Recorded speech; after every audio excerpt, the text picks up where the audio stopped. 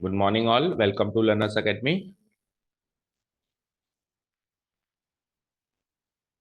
Okay. The next and the last topic in the chapter number 12 of your NCERT class 11th course is section formula. Chapter name is 3D, three-dimensional geometry, and the topic name is section formula. So it is very similar to the chapter number 7, coordinate geometry, which we studied in class 10. You remember पहले introduction किया था उस chapter में भी हमने then we studied distance formula and then we studied section formula in chapter number 7 of class 10। Okay. उसके बाद एक टॉपिक हालांकि और पढ़ा था एरिया ऑफ ट्रायंगल, जो हम अभी आपके इस वाले चैप्टर में नहीं है, मे बी नेक्स्ट ईयर वो हमको मिलेगा 3D के अंदर। इस साल 3D में अपने को दो चीजें हैं। One was distance formula which we studied yesterday, है ना, पहले इंट्रोडक्शन देन एक्सरसाइज, एंड फिर उसके बाद जो नेक्स्ट टॉपिक है वो है सेक्शन फार्मूला। तो इसको भी हम same to same distance formula की तरह अप्रोच करेंगे। First of all we will verify, we will find out ना व्हाट इट इज, भाई ये क्या चीज है ना, सेम वही है जैसे 2D में था, वही सेम चीज है ना। And then we will verify this या फिर वैलिडेट दिस, है ना, मतलब डेरिवेशन, है ना। उसके बाद फिर कुछ एप्लीकेशंस, ठीक है। जैसे अपन ने डिस्टेंस फार्मूला को अप्रोच किया करीब करीब वैसे अपन ने सेक्शन फार्मूला को भी अप्रोच करेंगे। ठीक है, डन। तो सबसे पहले हम बात करते हैं है क्या चीज। तो सेक्शन मतलब क्या होता है? टुकड़े करना, बंटवारा करना। सेक्शन जैसे आपके क्लास में बच्चे ज्यादा हो गए, section A section B section C बना दिया। तो section means parts, section means parts, है ना। तो एक लाइन सेगमेंट को लेट्स से पी और क्यू, पी क्यू एक लाइन सेगमेंट है। लेट्स से एक बार रफली बात करते हैं। Let's say P Q is line segment जिसमें पी और क्यू के हमको तीन कोऑर्डिनेट्स गिवन है, because we are in 3D। So we will talk about the coordinate, we will always talk about the three coordinates of a point. Okay. P के coordinates x1 y1 z1 and Q के x2 y2 z2। Let's say ये हमको given है, और हमको क्या given है? एक पॉइंट आर है जो लाइन सेगमेंट का बंटवारा कर रहा है ना। एक पॉइंट आर है, let's say R, this is R, है ना, जो इसके सेक्शंस बना रहा है ना। और वो सेक्शन जो बना रहा है लेट्स से वो m:n रेशियो में बना रहा है ना। अब हो सकता है m:n रेशियो फॉलो होता हो या फिर m1:m, देखना क्या फॉलो हो रहा है आगे से, देखना m:n या m1:m2। m:n ही, ओके फाइन, चलें तो फिर ये। तो m:n में अगर कोई r पॉइंट है, pq को डिवाइड कर रहा है, सेक्शन बना रहा है, बंटवारा कर रहा है, तो इस पॉइंट r के कोऑर्डिनेट्स क्या होंगे? द सवाल इज, द मुद्दा इज, इस पॉइंट r के कोऑर्डिनेट्स क्या होंगे? तो लेट्स से अगर मैंने इस r के कोऑर्डिनेट्स हाल फिलहाल के लिए जो मिसिंग पार्ट इसको एक्स वाई जेड मान लेते हैं, इसके coordinates X comma Y comma Z है, तो ये क्या है ये अपने को पता करना है। और वो अपने को कौन पता करके देता है? Section formula. अच्छा, इस पॉइंट आर को हम क्या कहते हैं? पॉइंट ऑफ डिवीजन भी कहते हैं। क्या कहते हैं? पॉइंट ऑफ डिवीजन भी कहते हैं, राइट। और ये जो m:n रेशियो है इसको अपन रेशियो ऑफ डिवीजन भी कहते हैं। क्या कहते हैं? Ratio of division. अब सुनना, दो टाइप के नेचर के क्वेश्चंस मिलेंगे हमको यहाँ पे। या तो पॉइंट ऑफ डिवीजन पूछ रहा होगा, रेशियो ऑफ डिवीजन गिवन होगा, या रेशियो ऑफ डिवीजन पूछ रहा होगा, पॉइंट ऑफ डिवीजन गिवन होगा, या दोनों ही गिवन होते हैं। कई बार दोनों ही गिवन होते हैं। फिर सर पूछेगा क्या अगर दोनों ही गिवन होंगे? ये पी और क्यू हमेशा थोड़ा ना सौगात लेके आएंगे, हमेशा हम गिवन ही होंगे। इनमें से भी कुछ पूछ सकता है, लाइक चार चीजें हो गई एक तरीके से। And point B, and point Q, point of division, ratio of division. इन चार में से कोई भी तीन चीजें देकर वो चौथी चीज पूछ सकता है। लाइक रेशियो ऑफ डिवीजन दे दिया, पॉइंट ऑफ डिवीजन दे दिया, पॉइंट पॉइंट क्यू के कोऑर्डिनेट्स देकर पॉइंट पी के पूछ लिए, या फिर ratio of division, point of division और पॉइंट पी के कोऑर्डिनेट्स देकर पॉइंट क्यू के कोऑर्डिनेट्स पूछ लिए। सो ये सब हम क्लास 10th में भी करते थे, बस फर्क इतना रहेगा कि हम 2D में करते थे, अभी अपन किस में करेंगे इसको? 3D में। वन मोर डिफरेंस कि अभी आर जो है ना इसको डिवाइड कर रहा है, वो इंटरनल डिवीजन कहलाएगा। क्या कहलाएगा? Internal division, because R is lying on P Q, P Q के ऊपर वो लाए कर रहा है ना। अगर यही आर पी क्यू को आगे एक्सटेंड करने पर कहीं लाए करता हो, या क्यू पी को आगे एक्सटेंड करने पे लाए, देखो पी क्यू एक्सटेंड करूंगा तो क्यू की साइड से करूंगा, क्यू पी एक्सटेंड करूंगा तो पी की साइड से करूंगा ना। तो अगर पी क्यू या क्यू पी को एक्सटेंड करने पे कहीं आर लाया कर रहा हो, तो उस टाइप का जो डिवीजन है उसको क्या कहलाएंगे? उसको क्या कहते हैं हम? External division. तो हम स्टार्ट प्रूफ हम इंटरनल डिवीजन का ही करेंगे, एक्सटर्नल डिवीजन की डायरेक्ट थ्योरी याद रखेंगे। ठीक है, स्टार्ट करें। तो सेक्शन फॉर्मूला आपने हेडिंग मार्क कर ली है? हेडिंग मार्क कर ली है। तो लेट्स डू वन थिंग। सबसे पहले हम बनाते हैं एक 3D diagram. X axis, Y axis, Z axis बना दें। So this is our, basically this is our Y axis. So Y axis,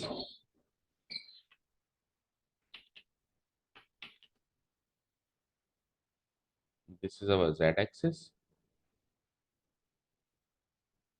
This is our z axis, and this is our,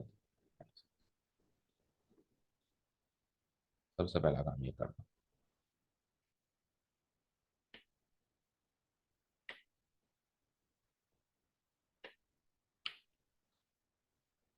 बन गया Z X Y Z axis. Then हम एक काम करते हैं, points mark करते हैं पी क्यू, और उनको ज्वाइन करने वाली लाइन सेगमेंट पी क्यू। तो let's say this is the line segment P Q, ये वो लाइन सेगमेंट है पी क्यू मान लेते हैं। और इसको पी क्यू मार्क करके इसके कोऑर्डिनेट्स जैसा कि अभी अपन ने स्टैंडर्ड फॉर्म है, x1 y1 z1, x2 y2 z2। तो let's say this is p and this is q, right? This is p, this is q, coordinates are x1 y1 z1, ऊपर लिख देता हूं मैं x1 y1 z1, ठीक है ना, q के x2 y2 z2, फाइन। अब इसको कौन डिवाइड कर रहा है, एक पॉइंट आर। अच्छा, कई बार वो क्या कहता है कि पॉइंट डिवाइड नहीं करेगा, लाइन डिवाइड करेगी। तो लाइन भी डिवाइड करेगी तो भी एक पॉइंट पे करेगी। लेट्स से एक लाइन ने काट दिया इसको, तो भी एक पॉइंट पे काटा, है ना। और तो और कई बार अब अपन 3D में याद रखना, अब अपन 3D में तो क्वेश्चंस भी हैं आपके अगले एक्सरसाइज में, कई बार एक प्लेन ही डिवाइड कर देता है इसको। कैसे, let's say this is a plane, है ना। एक प्लेन में से आर पार भी तो जा सकती है। प्लेन मतलब लेट्स से ये किताब है, अब किताब में से आर पार एक तीर चला गया, आर पार एक तीर चला गया, एरो तीर चला गया, तो वो जो तीर है लेट से वो तो लाइन सेगमेंट है, और उस प्लेन ने उस लाइन सेगमेंट को दो पार्ट्स में डिवाइड कर दिया। तो कई बार ऐसे प्लेन भी डिवाइड करता है, इस पॉइंट पे प्लेन ने डिवाइड कर दिया इसको ऐसे ऐसे, ठीक है ना। तो उसमें उसमें भी डिवीजन तो पॉइंट पे ही होगा, चाहे से प्लेन डिवाइड करे, चाहे से एक पॉइंट खुद डिवाइड करे, चाहे से एक लाइन डिवाइड करे, हमेशा जो डिवीजन होगा वो एक ही पॉइंट, सिंगल पॉइंट पे होगा। उस पॉइंट के कोऑर्डिनेट्स, उस पॉइंट ऑफ डिवीजन के कोऑर्डिनेट्स निकालना हमारा मुद्दा रहेगा, ठीक है। ओके, सो अभी के लिए हम ज्यादा उस चीज को ना करते हुए, अभी एक्सरसाइज में आई जाएगी वो चीज, तो अभी अपन एक पॉइंट ही मार्क कर देते हैं इसको सिंपली, ठीक है। So let's mark this point है, इधर मार्क कर देता हूं मैं पॉइंट आर। मिड पॉइंट में जब तक वो ना कहे तब तक ही मार्क करना, ठीक है। तो let us mark it here R. और आर के कोऑर्डिनेट्स क्या कहे मैंने आपको, क्या लेने बाय डिफॉल्ट अपने को X comma Y comma Z ले लिए। Okay fine. अब अपने को इस आर पॉइंट के कोऑर्डिनेट्स पता करना है, एक्स वाई जेड की वैल्यू पता करनी है ना। अच्छा, रेशियो क्या है, m/n। तो यहां से लेके ये m है, पी आर एम है, और आर क्यू एन है, यही तो बात है। पी आर तो m है और आर क्यू क्या है, n, यही तो बात है ना। चलो चेंज कर दो या तो,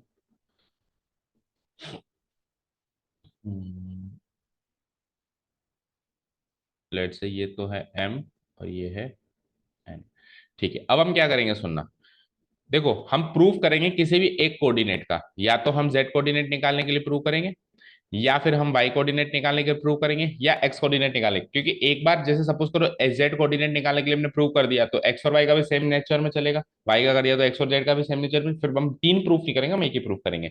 अच्छा, अगर आपको z कोऑर्डिनेट को प्रूव करना है फॉर एग्जाम्पल, तो आपको परपेंडिकुलर्स ड्रॉ करने पड़ेंगे एक्स वाई प्लेन पे, किस पे, एक्स वाई प्लेन पे। अगर आपको y कोऑर्डिनेट के लिए प्रूव करना है तो आपको परपेंडिकुलर ड्रॉ करने पड़ेंगे एक्स जेड प्लेन पे, और अगर आपको एक्स कोऑर्डिनेट के लिए प्रूव करना है तो आपको वाई जेड प्लेन पे परपेंडिकुलर। और सबसे सही परपेंडिकुलर ड्रॉ होते हैं हमेशा एक्स वाई प्लेन पे, because X Y plane is the floor.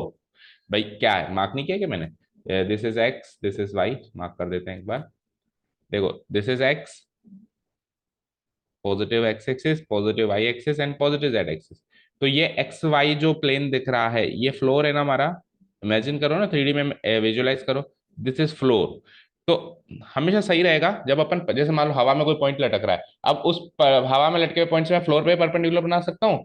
उस समय इधर भी इस दीवार पे भी परपेंडिकुलर, तीन कोऑर्डिनेट प्लेन्स कौन से सीखे अपन इस रूम के हिसाब से, एक दो तीन, अगर ओरिजिन मेरे कोने वाला है तो एक दो तीन। तो इस समय इधर भी परपेंडिकुलर ड्रॉ कर सकता हूँ, इस समय इधर भी कर सकता हूँ, इस समय नीचे भी कर सकता हूँ। आपको किस में करना है, नीचे करना है। That means we will prove for that coordinate. अगर नीचे कर रहा है XY प्लेन पे, अगर अपन परपेंडिकुलर ड्रॉ कर रहे हैं, तो परपेंडिकुलर ड्रॉ किस किस का करेंगे, तीनों तीनों से, P से भी, R से भी, Q से भी। Let's draw the perpendicular, let's draw the perpendiculars. P से सपोज करो मैंने ऐसे परपेंडिकुलर ड्रॉ किया, फाइन। देन R से मैंने ऐसे ड्रॉ किया,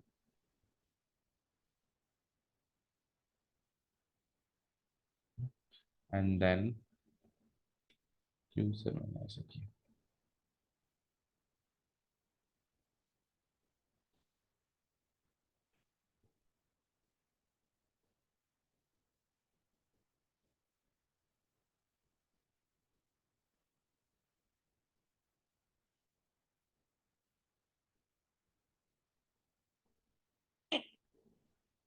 कर दिया ड्रॉ। सपोज करो जो अच्छा बुक में देख लेते हैं, उन्होंने परपेंडिकुलर से फुट ऑफ परपेंडिकुलर, ताकि आप कभी भी रिलेट कर पाओ, तो रिलेट करना चाहो तो रिलेट कर पाओ ना। तो LMN लिया है इन्होंने ना, P से L, Q से M, और R से N। तो इसी तरीके से अपन निकल लेते हैं ना, ठीक है। अच्छा, परपेंडिकुलर जो ड्रॉ होंगे P से, Q से और R से, देखो मेरी बात सुनो, तीन पॉइंट्स है PRQ, तो तीनों सेम हाइट पे थोड़ी ना है। P थोड़ा सा ऊपर हो सकता है, Q थोड़ा ज्यादा ऊपर हो सकता है, और जो बीच वाला पॉइंट ऑफ इनका डिवीजन है वो भी थोड़ा सा कम ज्यादा ऊपर हो सकता है।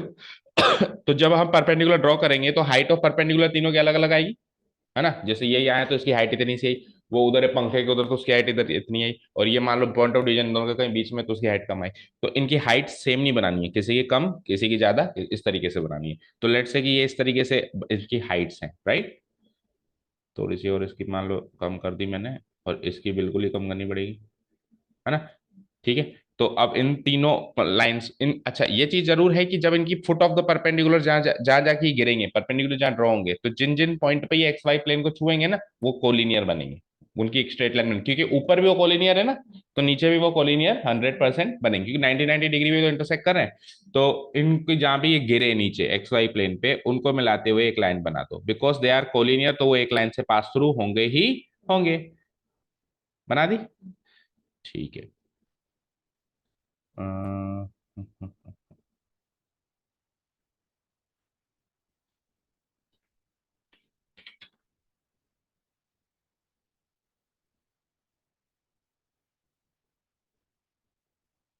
इसको थोड़ा सा और नीचे गिराओ, क्योंकि जो चीज अपन प्रूव करना चाह रहे हैं, थोड़ा सा और नीचे गिराओ।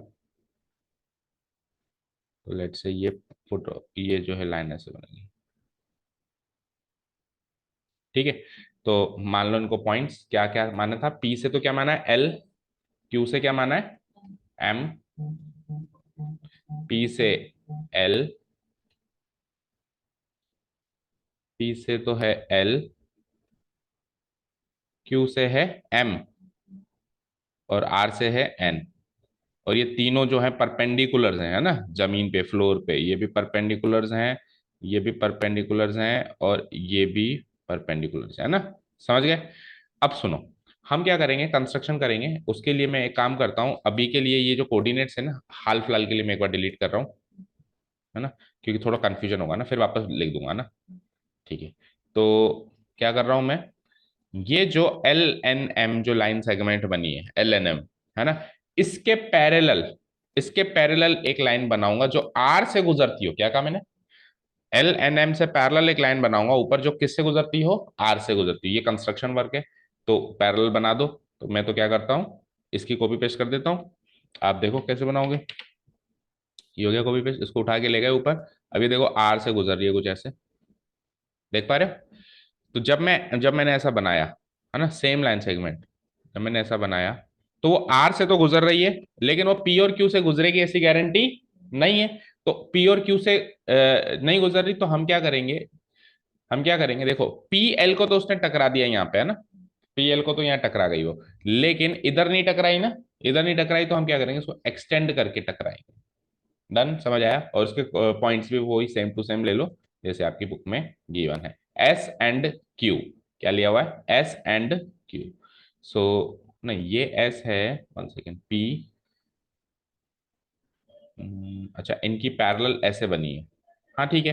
देखो कुल मिला के देखो, इनकी जो, इधर देखो स्क्रीन पे, इनकी जो पैरेलल बनी है, इनकी जो लाइन पैरेलल बनी है वो ये बनी है SRT, है ना। पी क्यू तो ऑलरेडी है ना हमारे पास, है ना, पी और क्यू, तो ये वाली लाइन तो ऑलरेडी है हमारे पास।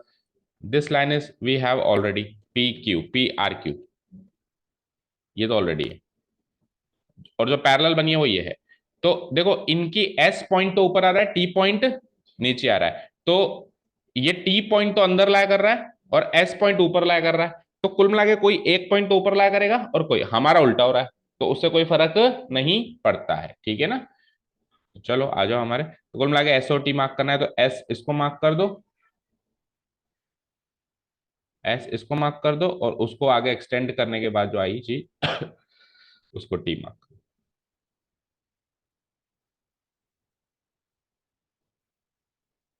लेट से ये एक्सटेंड कर दिया मैंने, ये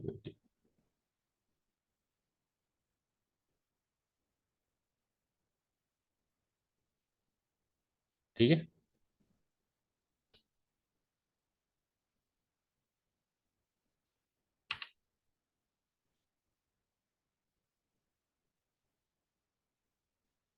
ठीक है बेटा, है ना, ये एक्सटेंड कर, तो ये एस हो गया and this one is T. Okay fine. अब सुनना ध्यान से, एक बार समझा देता हूँ, उसके बाद लिखने का काम करते हैं। कौन कौन सी लाइन पैरेलल है यहाँ पे बताओ, कौन सी? पी एल, नहीं नहीं परपेंडिकुलर नहीं पूछ रहा हूँ, पैरेलल कौन सी बनाई अभी आपने? एस टी या एस आर टी, है ना, S R T parallel to L N M. ठीक है। तो लेट से जो ये शुरुआत में लाइन थी ये क्यू है ना, शुरुआत में जो लाइन थी पी आर क्यू, मान लो वो ट्रांसवर्सल का काम कर रही है, ये पी आर क्यू ट्रांसवर्सल का काम कर रही है ना। तो ध्यान से देखो, अगर ये ट्रांसवर्सल का काम करेगी तो ये एंगल और ये एंगल, और नहीं ये एंगल, ये एंगल, ये एंगल और ये एंगल बराबर होगा अल्टरनेट इंटीरियर एंगल्स, जो अपन कहते थे इंटीरियर अपोजिट एंगल्स। और ये वाला एंगल और ये वाला एंगल तो वैसे ही बराबर थे, क्या, वर्टिकली अपोजिट एंगल। तो दो एंगल्स अगर इक्वल हो गए तो ए सिमिलैरिटी से दोनों ट्रायंगल सिमिलर हो गए, पी आर टी और टी आर क्यू, है ना, हो गए सिमिलर। तो कौन सा एंगल किसके इक्वल आया, ये वाला एंगल तो इसके इक्वल आया, तो लेट से पी की सीध में क्यू रख दिया मैंने, है ना। लेट से पी की सीध में तो क्या रख दिया मैंने, पी की सीध में तो मैंने रख दिया क्यू, है ना। और ये वाला एंगल आर वाला, आर की सीध में तो आर लास्ट में रख दो, है ना। और क्या बचा यहाँ पे, पी हो गया, आर हो गया, तो एस बचा है यहाँ पे, और वहां क्या बचा, क्यू हो गया, आर हो गया, तो टी। तो ये दोनों ट्राइंगल सिमिलर हो गए, है ना, कोरस्पॉन्डिंग एंगल्स इक्वल कर दिए हमने। तो लेट से अगर ये ट्राइंगल सिमिलर हो गए तो मुझे एक चीज बताओ, ये S P divided by T Q will be equal to P R divided by R Q, P R divided by Q R, है ना, होगा। अच्छा पी आर डिवाइडेड बाय जो ये क्यू आर है, ये तो एम एस टू एन है, चेक करो, ये तो अपन ने माना है ना शुरुआत में M is to N, check करो भाई, ये लेंथ डिवाइडेड बाय ये लेंथ, ये क्या है, एम एस टू एन है, ये वाली लेंथ, तो S P by T Q की लेंथ भी एम एस टू एन हो गई। अब एस पी कैसे निकालोगे, तो देखो ध्यान से, ऊपर आया मैं, तो पी पॉइंट के जेड कोऑर्डिनेट क्या था, जब आपने एक्स वाई प्लेन में परपेंडिकुलर बनाया तो इनकी हाइट केवल जेड कोऑर्डिनेट से मेजर होगी, भाई जेड कोऑर्डिनेट जिसका ऊपर उसकी ज्यादा हाइट, ज्यादा ऊपर कम हाइट, क्योंकि परपेंडिकुलर आपने एक्स वाई प्लेन के बनाया, ठीक है ना। तो जेड कोऑर्डिनेट पे फोकस करें तो पी का जेड कोऑर्डिनेट क्या था, जेड वन, और क्यू का क्या था, जेड टू, और आर का क्या था, जेड। तो सुनो, अगर इसका इसका ये वाला कोऑर्डिनेट जेड है ना, एन से लेके आर तक, तो एल से लेके एस इसका भी जेड होगा। भाई देखो ये एक पैरेललोग्राम बन रहा है, चेक करो, क्योंकि आपने पैरेलल बनाई है ना ये लाइन, ये दोनों तो वैसे ही पैरेलल थी, दो परपेंडिकुलर बनेंगे तो वैसे ही पैरेलल बनेंगे, और ये नीचे वाली आपने ऊपर से पैरेलल बनाई तो पैरेललोग्राम हो गया, तो आमने सामने साइड इक्वल होंगी। तो अगर ये जेड है तो ये भी जेड है, तो एस का जेड कोऑर्डिनेट जेड माना जाएगा, और पी का तो ऑलरेडी गिवन था। इधर आओ, इधर भी ये एक परपेंडिकुलर माना जाएगा, ये माना जाएगा। तो इसका अगर टी का, क्यू का ये जेड टू था, और टी का क्या माना जाएगा, जो आर का है, तो आर का क्या है, जेड। कुल मिला के इस टी का जेड कोऑर्डिनेट जेड माना जाएगा, और इधर एस का जेड कोऑर्डिनेट जेड माना जाएगा, है ना, क्योंकि आर का जेड है, तो आर अपना जेड कोऑर्डिनेट एक तो एस को देगा और एक टी को देगा, और पी और क्यू को तो पहले ही पता है, पी के क्या है, जेड वन, और क्यू के क्या है, Z to.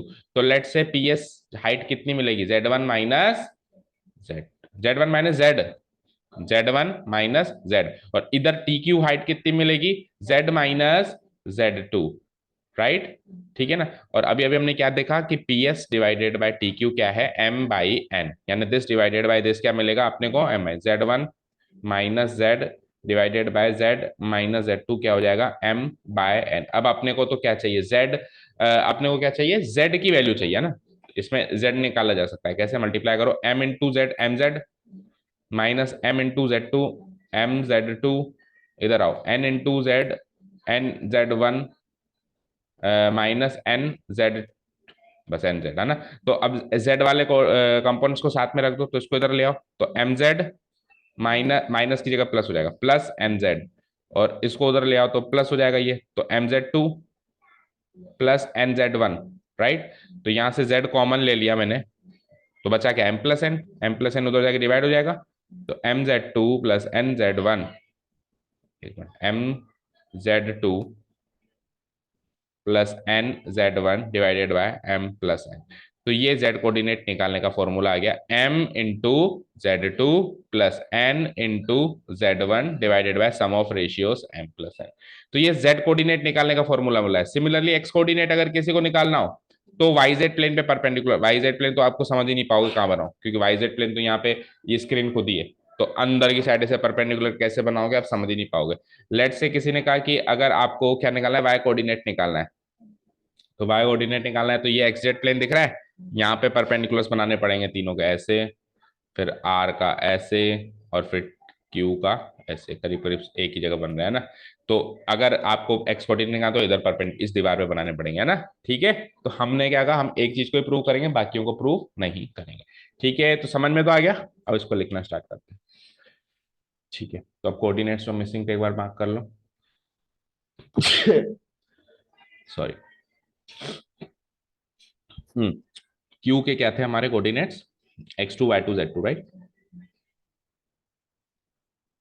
X two Y two Z two, और पी के थे हमारे X one Y one Z, X one Z one, और आर के थे एक्स वाई जेड, है ना, एक्स वाई जेड। तो सिमिलरली हमको एस के और टी के पता करना है ना। तो एस के कोऑर्डिनेट्स क्या होंगे पता है, एस के होंगे, देखो एस और पी का एक्स कोऑर्डिनेट सेम होगा और वाई कोऑर्डिनेट भी सेम होगा, है ना। जेड कोऑर्डिनेट बस डिफरेंस, हाइट डिफरेंस ही तो रहेगा, तो इसके कोऑर्डिनेट्स हो जाएंगे आपके X one comma Y one, और जेड कोऑर्डिनेट या आर से लेगा तो जेड, है ना। और उसके टी पॉइंट के कोऑर्डिनेट्स हो जाएंगे, इसके भी एक्स और वाई कोऑर्डिनेट तो सेम रहेंगे क्यू की तरह, एक्स टू वाई टू, और जेड कोऑर्डिनेट हो जाएगा, है ना। समझ गए ना, क्योंकि आप परपेंडिकुलर ड्रॉ कर रहे हो तो एक्स एक्सिस वाई एक्सिस से तो अभी वो बराबर की दूरी पे है, बस डिफरेंस है नीचे, sorry Y axis Z coordinate यानी कि एक्स एक्सिस वाई एक्सिस, मतलब दो एक्सिस से तो अभी भी बराबर की दूरी, जैसे एक पॉइंट ये है, तो अब ये इस दीवार से जितना दूर है थोड़ा नीचे लिया हूं तो अभी भी उतना ही दूर है, प्लस अभी भी इस दीवार से उतना ही दूर है दोनों, बस डिफरेंस क्या है, नीचे वाली फ्लोर से वो उनकी हाइट कम हो गई। तो एक्स और Y coordinate will not change but only their Z coordinate change, and Z coordinate भी किसके बराबर, आर देगा अपना अपना जेड कोऑर्डिनेट, अपना जेड इसको भी देगा और उसको भी देगा, क्योंकि ये एक पैरेललोग्राम बन गया है, ये वाली चीज, इट इज ए पैरेललोग्राम। ठीक है ना, थोड़ा बहुत नहीं दिख रहा है पैरेललोग्राम की तरफ, बट ये है एक पैरेललोग्राम। Done, okay. तो लिखना स्टार्ट करते हैं, लिखो हेयर, लेट, सबसे पहले तो हम मान लेते हैं कि पी के और क्यू के कोऑर्डिनेट्स क्या है।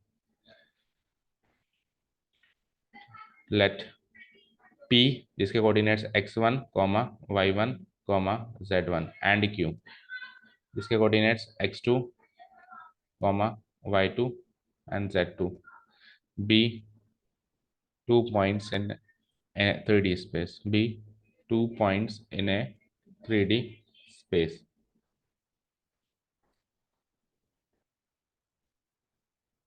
ठीक है ना, and let A third point, let a third point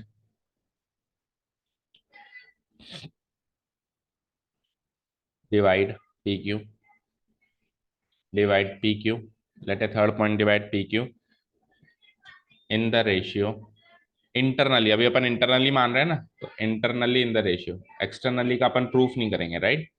internally in the ratio क्या माना अपन ने, एम इज टू एन, शायद यही चीज है ना 10th क्लास में M one is to M two करके सिखाई गई थी, है ना। M/N। ठीक है, समझ गए यहां तक? इन the ratio M/N, that is, इसका मतलब ये हो गया the point of division is, that is the point of division. कहने का मतलब ये कि पॉइंट ऑफ डिवीजन तो हो गया हमारा पॉइंट आर है ना, आर लिया, क्या लिया, थर्ड पॉइंट की नाम नहीं लिखा, नाम लिखो उसका, थर्ड पॉइंट आर, बुक में भी आपके आर लिया गया है, third point are.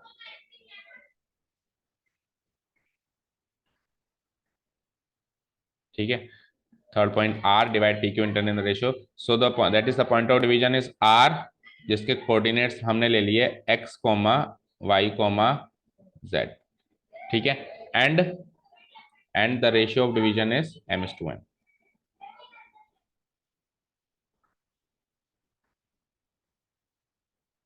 And the ratio of division is M/N। ये दो बातें गिवन हो गई हमको।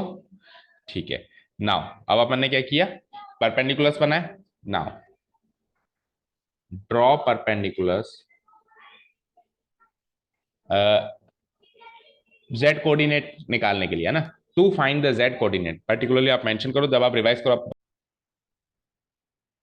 सो to find the to find the coordinates of, to find the Z coordinate, है ना, जेड कोऑर्डिनेट फाइंड करने के लिए हमको परपेंडिकुलर ड्रॉ करना है एक्स वाई प्लेन में। So to find the Z coordinate, अगर और कोई कोऑर्डिनेट फाइंड करना हो तो फिर परपेंडिकुलर भी दूसरे प्लेन्स पे ड्रॉ होंगे। अभी अपन जेड कोऑर्डिनेट का ही प्रूव कर रहे हैं ओनली, है ना। To find the Z coordinate of the point of division R, of the point of division are,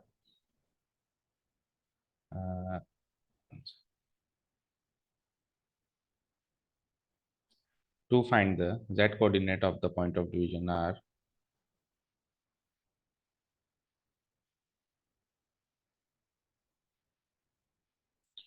क्या हुआ?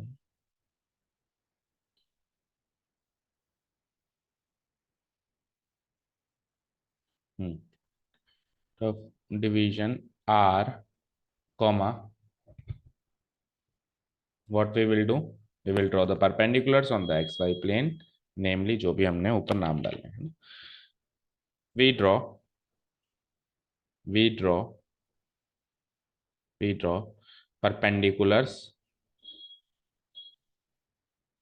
perpendiculars on the xy plane, on the xy plane, which are what are the perpendiculars, let's see। ठीक है ना, समझ आया भाई? आप देखो यहाँ पे मेन पॉइंट क्या है, अगर आपको z कोऑर्डिनेट निकालना है तो आपको परपेंडिकुलर्स एक्स वाई प्लेन पे ड्रॉ करने पड़ेंगे, दिस इज द मेन। ठीक है, which are, so let's see what are the perpendiculars. So the perpendiculars are pl, pl, you can see pl perpendicular to xy plane, rn perpendicular to xy plane, and tm perpendicular, pl t and sorry pl, one second, P L Q M है, sorry, है ना, P Q था ना हमारे पास, तो P L Q M and R N. Okay fine, which are which are P Q, P M perpendicular to X Y plane,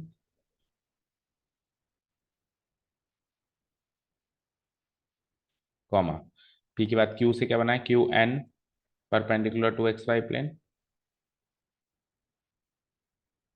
and, और फिर जो पॉइंट ऑफ डिवीजन था आर, उससे क्या बनाया, R N perpendicular to also X Y plane. ठीक है, done. अब देखो, ऊपर जो है,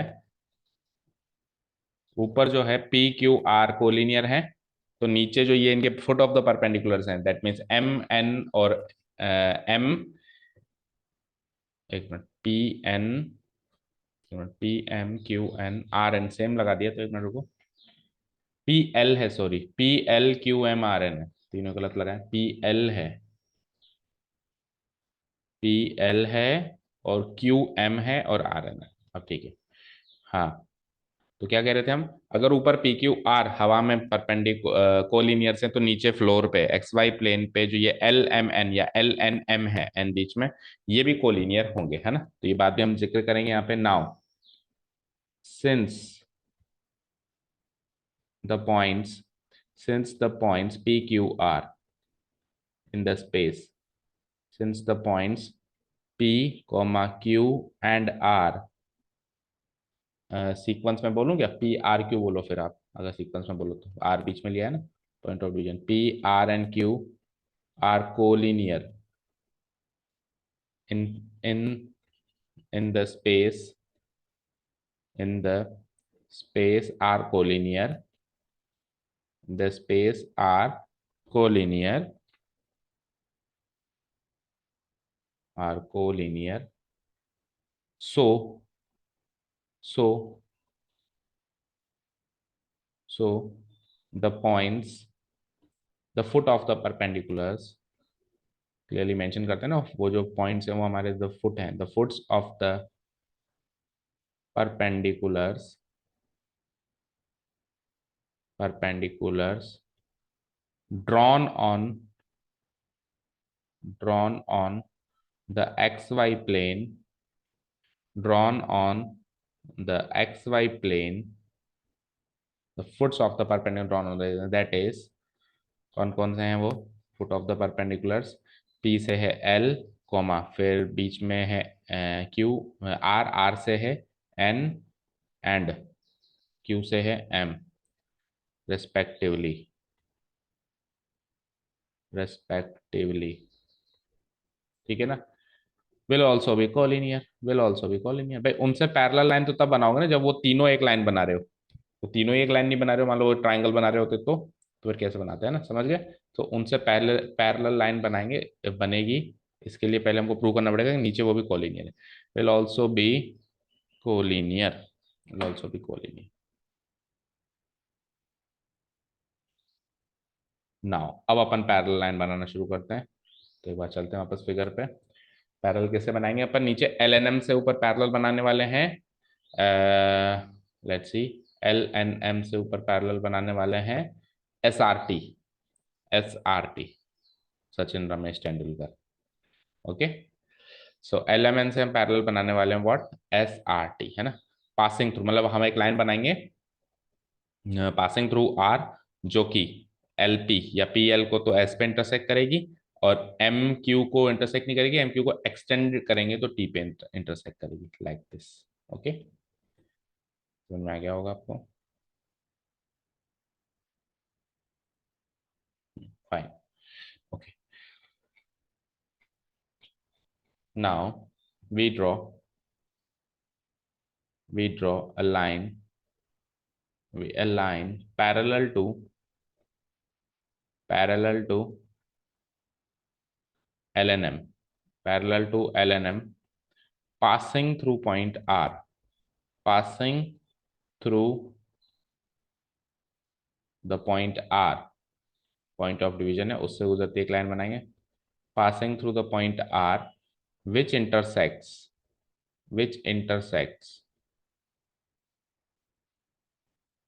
इधर L, PL, which intersects PL at the point, PL को कहाँ करी थी, R पे, एट द पॉइंट R, और उधर एंड उधर P L Q M, Q M को एक्सटेंड करना पड़ा ना, तो क्यू एम को एक्सटेंड भी कहां से करना पड़ा, क्यू की साइड से, and M Q extended, M Q extended at the point, M Q को एक्सटेंड करना पड़ा एट द पॉइंट टी, तभी तो वो एस आर टी बनी। दैट इज, सिंपल सी बात करें तो that is L N M अब पैरेलल है किससे, एस आर टी से, ठीक है। चलो जी, यहां तक क्लियर है।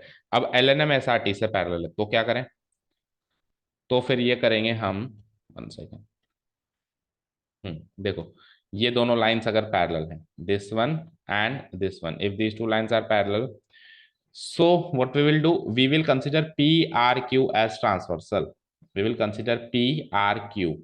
This line will be considered as transversal. So following this, अगर ये ट्रांसवर्सल है तो ये वाला और ये वाला एंगल इक्वल हो जाएगा ना। SPR इक्वल टू SPR, बोलो आगे, SPR equal to QTR, SPR equal to QTR, this one, SPR equal to QTR, और फिर एक कॉरेस्पॉन्डिंग एंगल सो भी इक्वल हो जाएगा। तो एक बार लिखते हैं, दैट इज ये पैरेलल हो गई, एंड पी आर बीच में, RQ is the transversal, is the transversal. So so बोलो कौन सा एंगल बताया था, फिर से देखना पड़ेगा। So angle SPR and QTR, so angle SPR will be equal to angle QTR, SPR equal to QTR, reason डाल दो अल्टरनेट एंगल्स, ट्रांसवर्सल है नहीं, reason is alternate angles because they are alternate angles.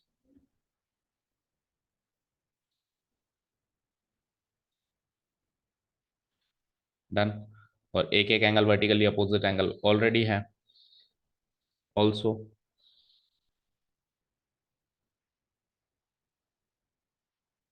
Also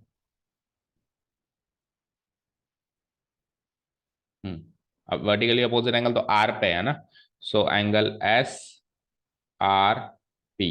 equal to angle Q, इधर भी are पे ही है, RT, ये angle भी इक्वल है, जैसे देख लो एक बार फिगर में भी, SRP equal to QRT, QRT एक बार लिख लो रीजन, और फिर चलो फिगर में भी वेरीफाई करते हैं, because they are vertically opposite angles, vertically opposite angles।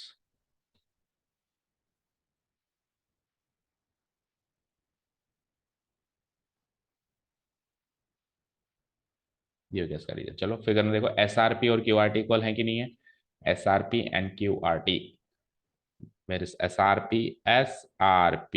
this one equal to QRT this one, because they are vertically opposite angles। So in triangle SPR and QTR, so in triangle SPR and QTR a similarity लगी and these two triangles are similar, ठीक है ना। So hence करके लिख सकते हैं अपन, या सो करके लिख सकते हैं। सो कोई सा भी ट्राइंगल का फ्लो किसी से भी ले सकते हो, तो इसी से ले लो या इसी से, ऊपर वाले से ले लेते हैं ना। So triangle SPR will be similar to triangle QTR, reason क्या डाल देंगे, ए सिमिलरिटी। अब दो एंगल है तो ऑब्वियसली तीसरा एंगल भी इक्वल होगा, एंगल सम प्रॉपर्टी से, बट उसको मेंशन करने की जरूरत नहीं है, हमने सिमिलरिटी में सीखा है कि दो एंगल को मेंशन करके ही हम सिमिलरिटी स्थापित कर सकते हैं या प्रूव कर सकते हैं, ठीक है। बाय ए सिमिलैरिटी क्राइटेरियन,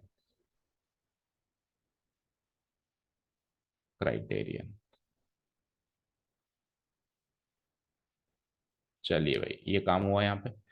अब ये ट्राइंगल सिमिलर हो गए तो इम्प्लाई करेगा, यहां से देखना क्या इम्प्लाई करेगा, इम्प्लाइज, इम्प्लाइज देखो एसपी, एसपी देखो इधर आओ, स्क्रीन पे आओ वापस एक बार, SP divided by QT, SP divided by QT will be equal to PR divided by QR, समझ गए। एसपी डिवाइडेड बाय, प्रोपोर्शनल होती है ना, corresponding sides are proportional in similar triangles, what happens, the proportional sides are equal।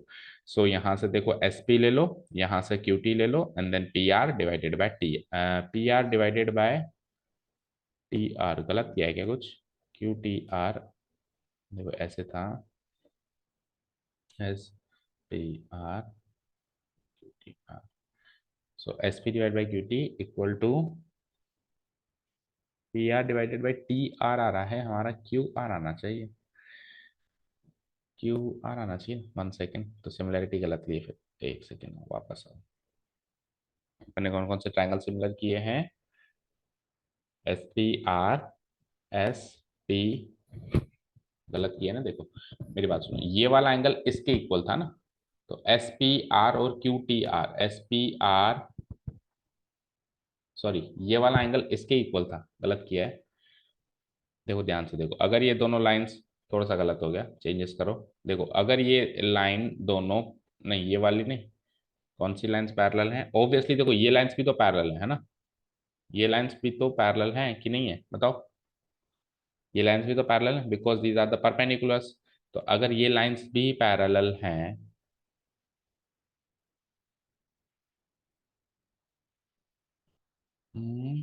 अगर ये lines parallel हैं, तो PRQ is acting as a transversal line, तो कौन सा एंगल इक्वल होगा? ये वाला एंगल इक्वल होगा इसके। So SPR is equal to TQR, अपन ने QTR लिखा है, SPR is equal to TQR। ठीक है, और पैरेलल लाइंस भी ये हैं, है ना, इन दोनों पैरेलल लाइंस, हमने ये पैरेलल लाइंस बनाई हैं, हमने ये दोनों पैरेलल लाइंस बनाई हैं, क्योंकि अगर ये दोनों पैरेलल लाइंस हैं तो ये परपेंडिकुलर है, तो यहाँ पे ये भी परपेंडिकुलर होगा, और ये परपेंडिकुलर है तो यहाँ पे ये भी परपेंडिकुलर होगा। एक्चुअली ये एक रेक्टेंगल बन जाएगा। देखो देखो देखो ध्यान से देखो, ये वाली लाइन हमने पैरेलल बनाई ना, तो ये पैरेलल बनाई तो ये ट्रांसवर्सल की तरह काम कर रहा है, तो 90 डिग्री, ये भी 90 डिग्री, एंड देन ये 90 डिग्री, तो ये भी 90 डिग्री, तो ये 90 डिग्री, तो नीचे वाला भी 90 डिग्री, ये भी, तो ये एक रेक्टेंगल बन रहा है।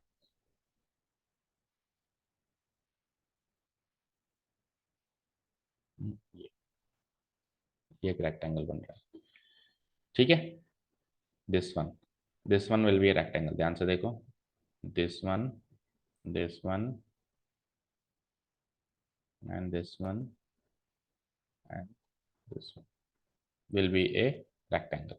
तो अगर ये 90 डिग्री है तो ये भी 90 डिग्री, ये 90 डिग्री बनेगा ना, ये 90 डिग्री बनेगा तो ये भी 90 डिग्री बनेगा। तो आप ऐसे भी देख सकते हो कि एक एंगल उस वाले ट्रायंगल में 90 डिग्री, 90 डिग्री, और ये दोनों जो हो गए आपके अल्टरनेट एंगल्स हो गए, राइट। तो एक एंगल ये इक्वल हो गया, तो देखा जाए तो एक ये 90 डिग्री हो गया, तो ये वाला एंगल भी इसके इक्वल हो जाएगा ना। तो लॉजिक ये वाला यूज करते हैं अपन, है ना। ठीक है, थोड़ा सा चेंजेस करना पड़ेगा। क्या चेंजेस होंगे? सबसे पहले तो देखो क्या चेंजेस होंगे। अपन ने पैरेलल बना दिया, पैरेलल बना दिया तो ये PL ट्रांसवर्सल का काम कर रही है ना, PL ट्रांसवर्सल का काम करिए, तो ये 90 डिग्री है तो ये भी 90 डिग्री है।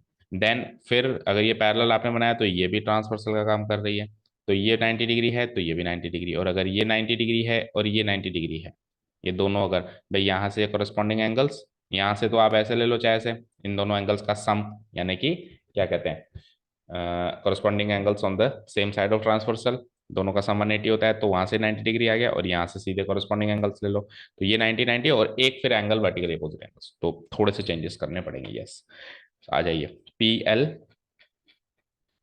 देखो आ जाओ, इधर आओ इधर आओ, थोड़ा सा इसको नीचे ले चलते हैं। PRQ इज द ट्रांसवर्सल ना लेके, देखो वैसे लेना चाहो तो वो भी ले सकते हो, बट उससे थोड़ा सा एक दो स्टेप बाद, एक दो स्टेप बीच में फिट करने पड़ेंगे। तो सीधे अपन ये दोनों ही ट्रांसवर्सल, जब अपन ने ये दोनों पैरेलल लिए हैं तो इन दोनों को अपन सीधे ट्रांसवर्सल ले लेते हैं ना। ठीक है, तो LNM पैरेलल टू SRT, क्या लिखा आ गया अपन ने, एंड PRQ की जगह आप लिखो एंड,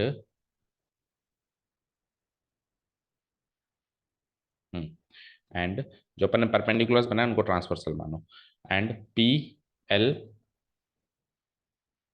एंड PL और Q से क्या बनाया था आपने, QM are the transversals, are the transversals,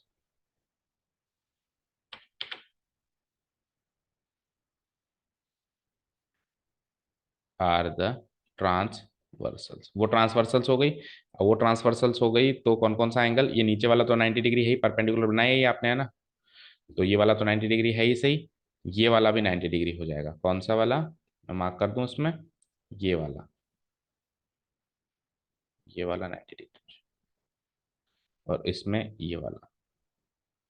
ठीक है, अच्छा तो एंगल का नाम बोल दो। सो एंगल PSR, और एंगल PSR इक्वल टू हो जाएगा PLN, PSR इक्वल टू हो जाएगा PLN इक्वल टू 90 डिग्री, या PS पी एस, हाँ ठीक है, चलो एक बार लिखो P S R. So angle P S R, एक एक करके लिखते हैं। So angle P S R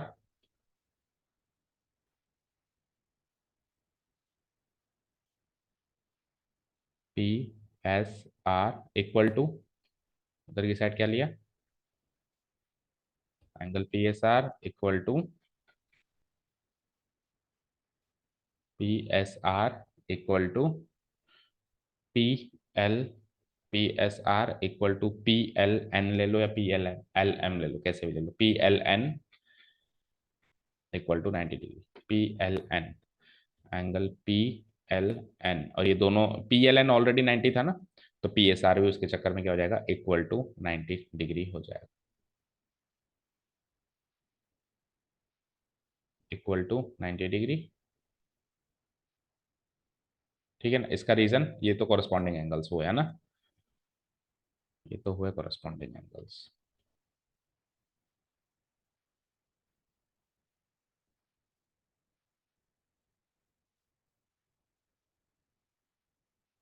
और या फिर पहले वाले लॉजिक से चलो, तो फिर पहले उसको रेक्टेंगल प्रूव करो, तो उससे प्रूव होगा कि ये दोनों लाइंस पैरेलल हैं, तो फिर वो ऊपर वाली पहले वाली ट्रांसवर्सल ले सकते हो, उससे भी हो जाएगा, है ना, होने में तो दिक्कत है नहीं, क्योंकि देखो रेक्टेंगल बन रहा है, दोनों पेयर ही पैरेलल है, कॉरस्पॉन्डिंग एंगल्स हैं। ठीक है, ये तो हो गया क्वेश्चन। अब आ जाओ पीएल के हिसाब से, तो ये हो गया, और क्यू एम के हिसाब से क्या होगा, दो ट्रांसवर्सल ले ली ना आपने, तो क्यू एम के हिसाब से, क्यू एम के हिसाब से आपने ये लाइन इसके पैरेलल ली है ना, क्यू आर टी पैरेलल, तो क्यू एम भी क्यों लिखते हो, अगर ये पैरेलल ली है तो आप ट्रांसवर्सल लिखो T M, T M parallel है ना, और T M is a transversal, तो टी एम ट्रांसवर्सल अगर है तो ये दोनों एंगल्स का सम हो जाएगा 180 डिग्री, तो वहां से क्या आ जाएगा, ये तो ऑलरेडी 90 डिग्री है ही सही, तो ये भी एंगल क्या आ जाएगा 90 डिग्री, तो S T M, right, S T M, S T M plus, S T M plus T M L, S T M plus T M L 180, S T M plus T M L 180, H T M plus T M L equal to 180 degree. इस बात को थोड़ा सा नीचे लेके जाना पड़ेगा, ये वर्टिकली अपोजिट एंगल्स तो लिखना ही है अपने को, इस पूरी बात को नीचे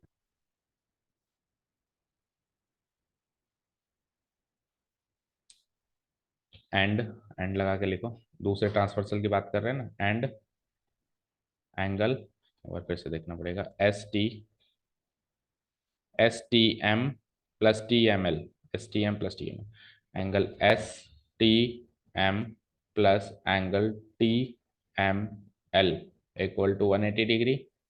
इसका रीजन डाल सकते हैं अपन, alternate angles on the same side of the transversal,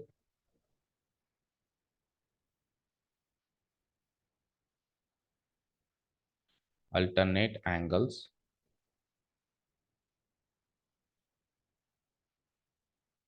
on the same side of transversal, on the same side, short में लिख देता हूँ, सेम साइड ऑफ ट्रांसवर्सल है वैसे वो, ऑन द सेम साइड। ठीक है, अब टी एम एल जो है ये तो 90 डिग्री है, क्योंकि फुट ऑफ द परपेंडिकुलर है, ये जो है एम है, ये फुट ऑफ द परपेंडिकुलर है, तो 90 डिग्री है ही, तो यहाँ से इम्प्लाई कर देंगे हम, implies angle S T M भी क्या हो जाएगा आपका 180 माइनस 90, दैट मीन्स 90 डिग्री। ठीक है, तो angle P S R 90 degree आ गया इस वाले ट्राइंगल में, और एस टी एम इस वाले ट्राइंगल में 90 डिग्री आ गया, और ये वाला एंगल तो था ही सही, वर्टिकली अपोजिट एंगल। ठीक है, तो अब आप ट्राइंगल एस पी आर और क्यू टी आर में सिमिलैरिटी स्थापित कर सकते हो, नहीं, ट्राइंगल्स की सिमिलर नाम आप चेंजेस करने पड़ेंगे, जैसे कि हमने देखा था, नाम क्या लिखो आप, एक बार वर्टिकली अपोजिट एंगल्स के फ्लो में लिखें, देखें एस आर पी, फिर देखते हैं ना, S R P similar to, S R P, S R P similar to Q R T, right, S R P similar to Q R T, एक बार फिगर पे आओ, S R P similar to Q R T हुआ क्या, S R P, S R P similar to Q R T नहीं होगा, T Q R होगा, T Q R होगा ना, क्यू आर टी नहीं होगा, टी क्यू आर होगा, और वर्टिकली अपोजिट एंगल्स का फ्लो भी चेंज करना पड़ेगा। सिमिलर टू क्यू को इधर लो, टी को इधर लो, टी आर की, और उधर वर्टिकली अपोजिट एंगल्स का फ्लो भी यही लो। और अब आप दोनों एंगल्स कॉरेस्पॉन्डिंग है कि नहीं है ये मैच कर लो, फ्लो सेम हो चुका है, देख लो। एक एंगल तो एक एंगल तो ये, जैसे आप इसको ब्रैकेट में भी पैक कर सकते हो, थोड़ा सा नीचे लाके कि ये वाला एंगल और ये वाला एंगल इक्वल हो चुका है। एंगल पी एस आर और angle S T M check करो। पी एस आर और एस टी एम एस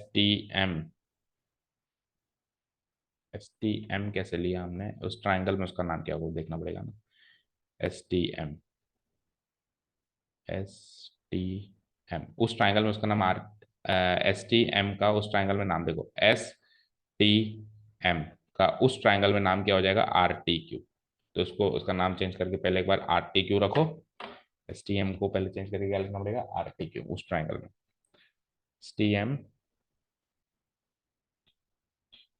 और एंगल आर टी क्यू। तो उसको यहाँ लिख देता हूँ मैं, implies angle S T M और एंगल, इसका नाम दूसरा क्या हो गया, आर टी क्यू, और एंगल आर टी क्यू। ठीक है ना। अब कुल मिला के ये पी एस आर भी 90 डिग्री, आर टी क्यू भी 90 डिग्री। चेक करो, पी एस आर, अभी मैच नहीं हुआ, पी एस आर, एक minute, P S R, P S are लोगे तो क्यू टी आर लेना पड़ेगा ना, तो इसका नाम अगेन चेंज करो, क्यू टी आर लो, क्यू टी आर। आप फिगर में चले जाओ, एस टी एम और क्यू टी आर सेम ही एंगल है, देख लो भाई, एस टी एम और Q T R same angle है कि नहीं, चेक करो। एस टी एम भी यही वाला एंगल आएगा, एस टी एम भी यही वाला एंगल आएगा, है ना, और क्यू टी आर भी यही वाला एंगल आएगा ना, क्यू टी आर भी वही वाला एंगल है। तो finally we are done with the similarity portion. थोड़ा सा टाइम लगा, बट ये है कि हमने डिटेल में एक एक चीज देखी, Q T R P R. अब आप चेक कर लो, जैसे Q T R and P S are, flow भी चेक कर लो, पी एस आर भी 90 डिग्री, क्यू टी आर भी 90 degree, P S are and Q T R, ठीक है ना, Q T R.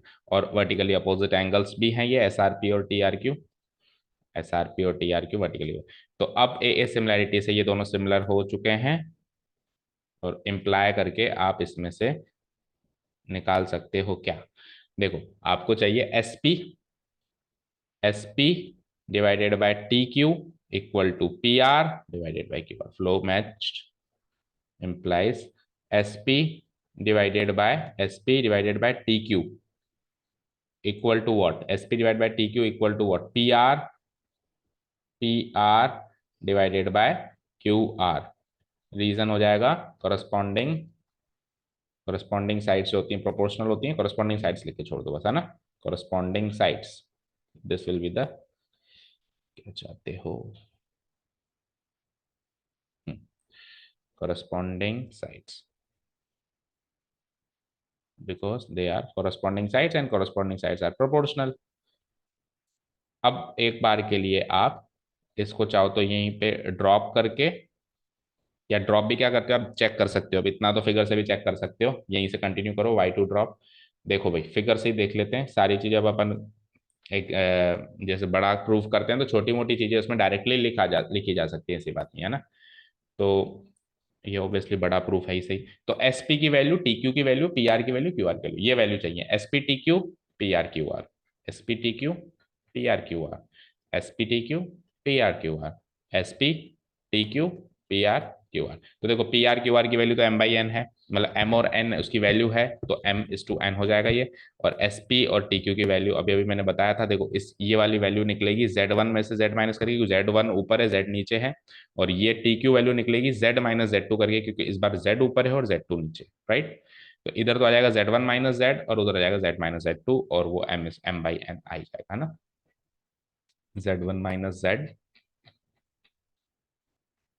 Implies S P की वैल्यू आ चुकी है जेड वन माइनस जेड, और टी क्यू की वैल्यू उधर जेड माइनस जेड, क्योंकि वहां पे जेड ऊपर है और P R by Q are हमने रेशियो माना ही है एम बाई एन।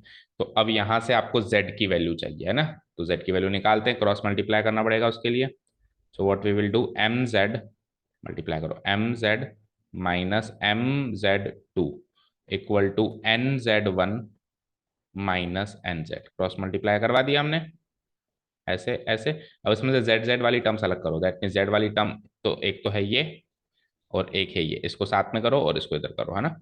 तो it will be like M Z minus N Z है तो इधर आके प्लस एन जेड, और ये माइनस एम जेड टू उधर जाएगा तो plus M Z two plus N Z one उधर ऑलरेडी बैठा है।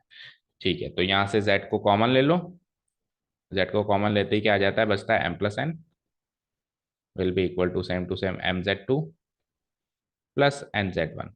सो फाइनली जेड की वैल्यू आ गई, जेड कोऑर्डिनेट की वैल्यू आ गई M Z two plus N Z one divided by M plus N, divided by M plus N, that means the sum of the ratios. ये फाइनली आ चुकी है बेटा, this is the final proof. और अगर ये जेड कोऑर्डिनेट का प्रूफ हमने कर लिया तो similarly we can proceed for the proof of X coordinate Y coordinate. We will not prove it here but you can complete it by your own self, है ना, इफ यू वांट। ओके, चलते हैं आगे अब।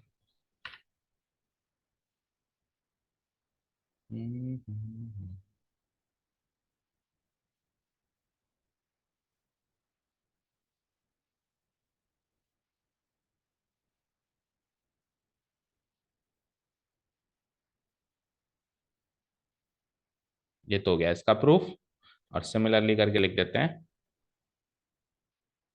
z equal to, centre में ले लो, ठीक है।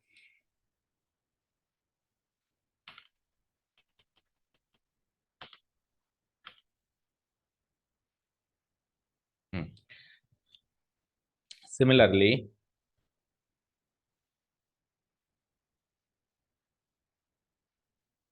Similarly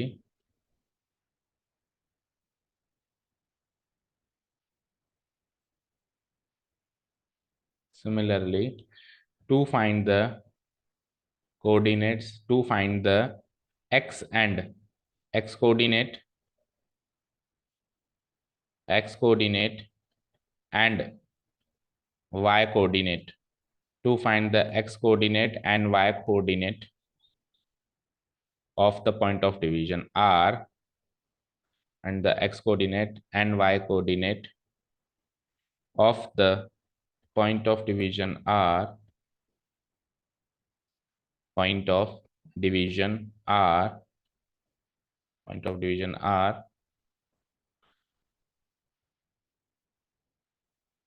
we can draw, we can draw the perpendiculars on, we can draw the perpendiculars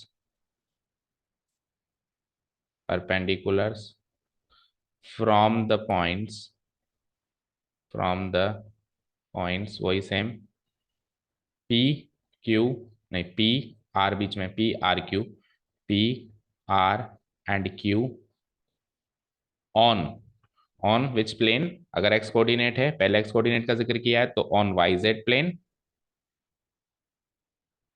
and अगर हमको वाई कोऑर्डिनेट का ड्रॉ करना है तो X Z plane respectively, X Z plane respectively, respectively का मतलब है कि सेम रेस्पेक्ट में, कि अगर मुझे एक्स कोऑर्डिनेट निकालना है so draw the perpendiculars from PRQ on a YZ plane, and if you want to find the Y coordinate then draw the perpendiculars from PRQ on XZ plane, or and then proceed in the similar manner, and then proceed and then proceed in the similar manner, in the similar manner, ठीक है ना, proceed in similar manner, और हमको results क्या मिलेंगे, and the results and the results will be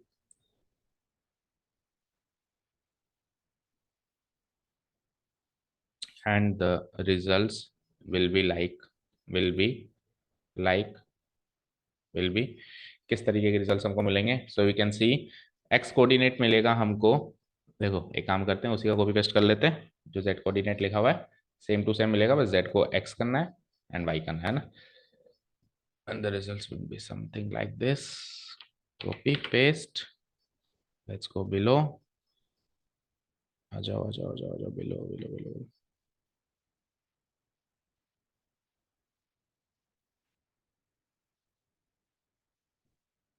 ठीक है, एक काम करते हैं, फिर तीनों एक साथ ही लिख देते हैं ना।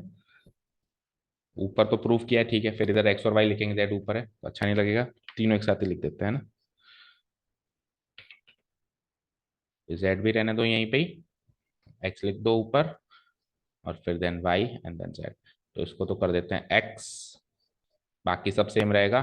बस ये क्या हो जाएगा, यहाँ पे जेड की जगह क्या आ जाएगा, एक्स कोऑर्डिनेट निकाल रहे हैं, so M X two plus N X one divided by M plus N and then Y. इसको थोड़ा नीचे ले जाते हैं,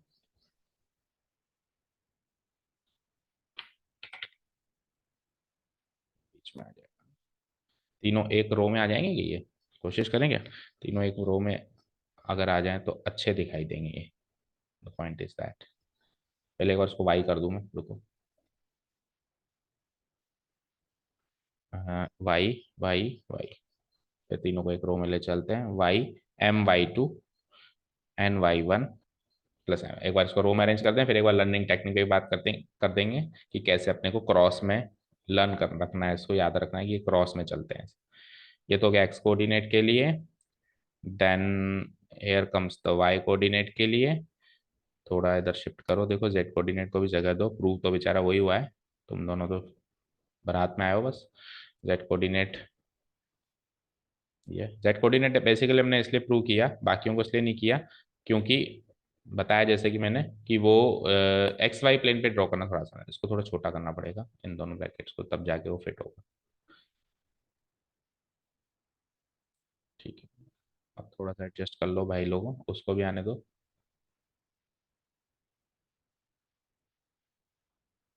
अब देखो फिट हो जाए तो, थोड़ा सा रह गया, थोड़ी सी जगह और बनाओ भाई लोगों।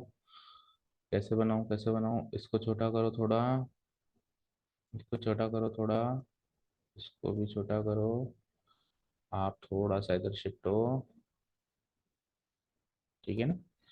We are just making the good use of technology, okay, which we should. Okay,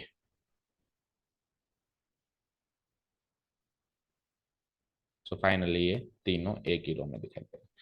so these are the end the result will be something like this. X coordinate निकालना का ये, वाई कोऑर्डिनेट निकालना के लिए और जेड कोऑर्डिनेट निकालने के लिए ये चीज हमको फॉलो करनी है। ये एन थोड़ा सा अच्छा सा बना दो, एन एन एन।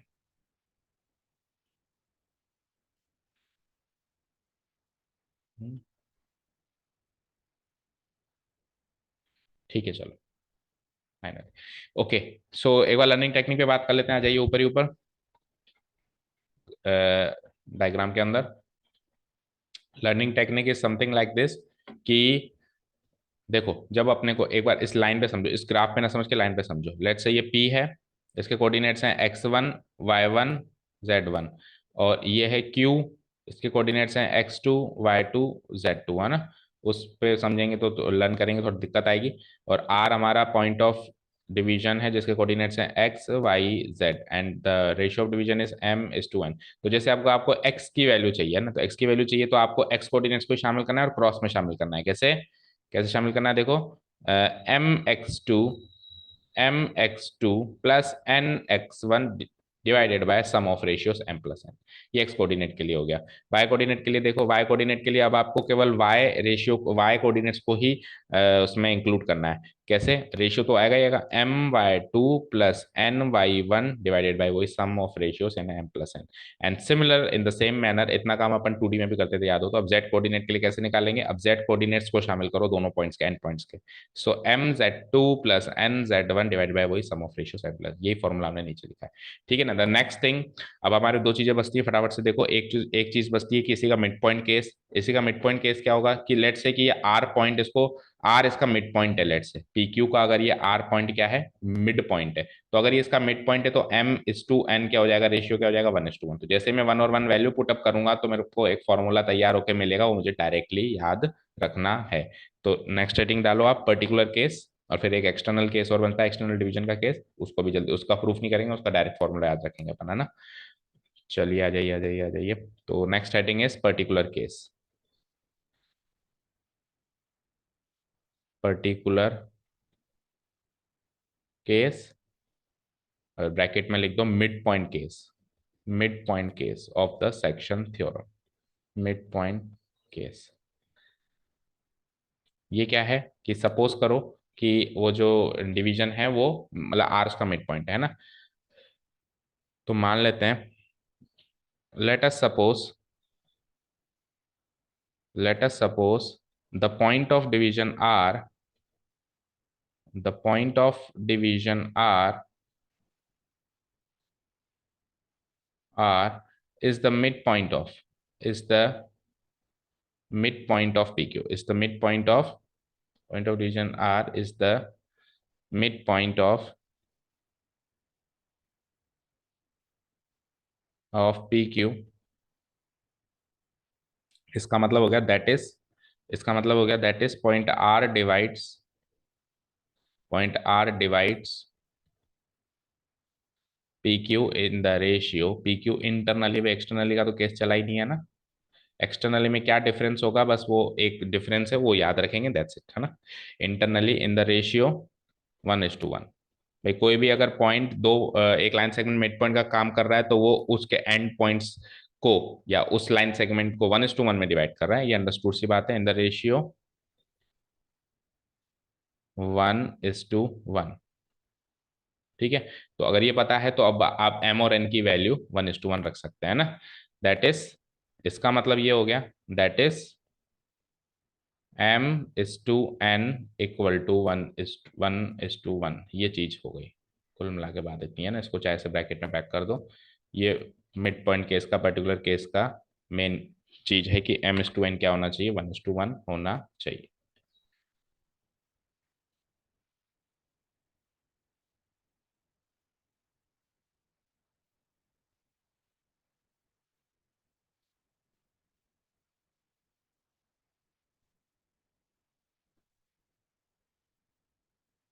ठीक है, m:n इक्वल टू 1:1। ठीक है। तो अब क्या करें हम, तो हम ये करेंगे, so now, so now x coordinate की वैल्यू जब अपन निकालेंगे, है ना, एक्स कोऑर्डिनेट की वैल्यू जब अपन निकालेंगे, जो कि थी क्या, क्या थी याद करो, mx2 देख लो ऊपर, mx2 plus nx1 plus n, यही तो थी। तो mx2 एक बार लिख देता हूं मैं, क्या थी, mx2 plus nx1 divided by m plus n। तो इसमें आप कुछ भी नहीं करोगे, m और n की जगह 1 और 1 वैल्यू पुटअप करोगे, that means 1 × x2 plus 1 × x1 divided bye m plus n, यानी कि 1+1। होपफुली यहाँ तक कोई डाउट नहीं होगा, इजी सी चीज है। अब उसको आगे सॉल्व करोगे तो हमको एक फॉर्मूला निकल के आएगा, हम एक में ही प्रूव करेंगे, एक्स में, वाई जेड में बार बार नहीं करेंगे, है ना। So the formula will be like, so 1 × x2 यानी कि x2 प्लस 1 × x1 यानी कि x1 और 1+1 यानी कि 2। उसको ऐसे भी लिख सकते हैं सीधा करके कि x1 plus x2, x2 plus x1 करें या x1 प्लस x2 करें, नजर में क्या नहीं डिफरेंस, डिवाइडेड बाय 2। ठीक है, ओके। तो एक्स कोऑर्डिनेट की वैल्यू क्या आ गई, ध्यान से देखो, दोनों एक्स कोऑर्डिनेट्स का average, x1 plus x2 divide by. तो सिमिलरली y कोऑर्डिनेट की क्या वैल्यू हो जाएगी, y को दोनों y कोऑर्डिनेट एंड पॉइंट्स के y कोऑर्डिनेट्स का average y1 plus y2 divided by 2, and then z coordinate की वैल्यू क्या हो जाएगी, दोनों z कोऑर्डिनेट्स का एवरेज यानी z1 plus z2 divided by 2। तो चाहो तो आप ये डायरेक्ट फॉर्मूलाज याद करो, अदरवाइज आप सबका प्रूफ कर सकते हो। आप कुछ नहीं, अगर आपको नहीं भी याद रहा तो आप m और n की वैल्यू बस 1:1 पुटअप कर देना। अब इतना तो पता होना चाहिए कि अगर वो मिड पॉइंट है तो रेशियो 1:1 में उसको डिवाइड करेगा, ये भी नहीं पता तो फिर प्रॉब्लम है ना। तो अब अपन डायरेक्ट लिख लेते हैं, हेंस यस सो या हैंस लिख दो, हैंस तीनों ही लिख दो एक बार, है ना। एक्स कोऑर्डिनेट की वैल्यू हो जाती है x1 plus x2 divided by 2, ठीक है ना, कॉमा y कोऑर्डिनेट की वैल्यू हो जाती है y1 plus y2 divided by 2, ठीक है ना, कॉमा z कोऑर्डिनेट की वैल्यू हो जाती है z1 प्लस z2 डिवाइडेड, तीनों अगेन एक ही रो में दिखाई देंगे ना, तो अच्छे से याद होगा, रिवाइज अच्छे से होगा, ठीक है। सो ये हो गया हमारा मिड पॉइंट केस भी cover, and the last thing is what, last thing is what, last thing is external case obviously, वो भी देख लो फटाफट।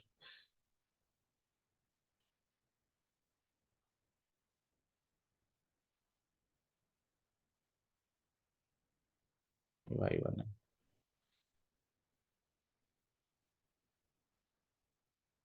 सो सही प्रेजेंट करने में थोड़ा टाइम लग जाता है, कॉन्सेप्ट तो हमारा कम समय का रहता है, प्रेजेंटेशन में थोड़ा ज़्यादा टाइम लग जाता है ना।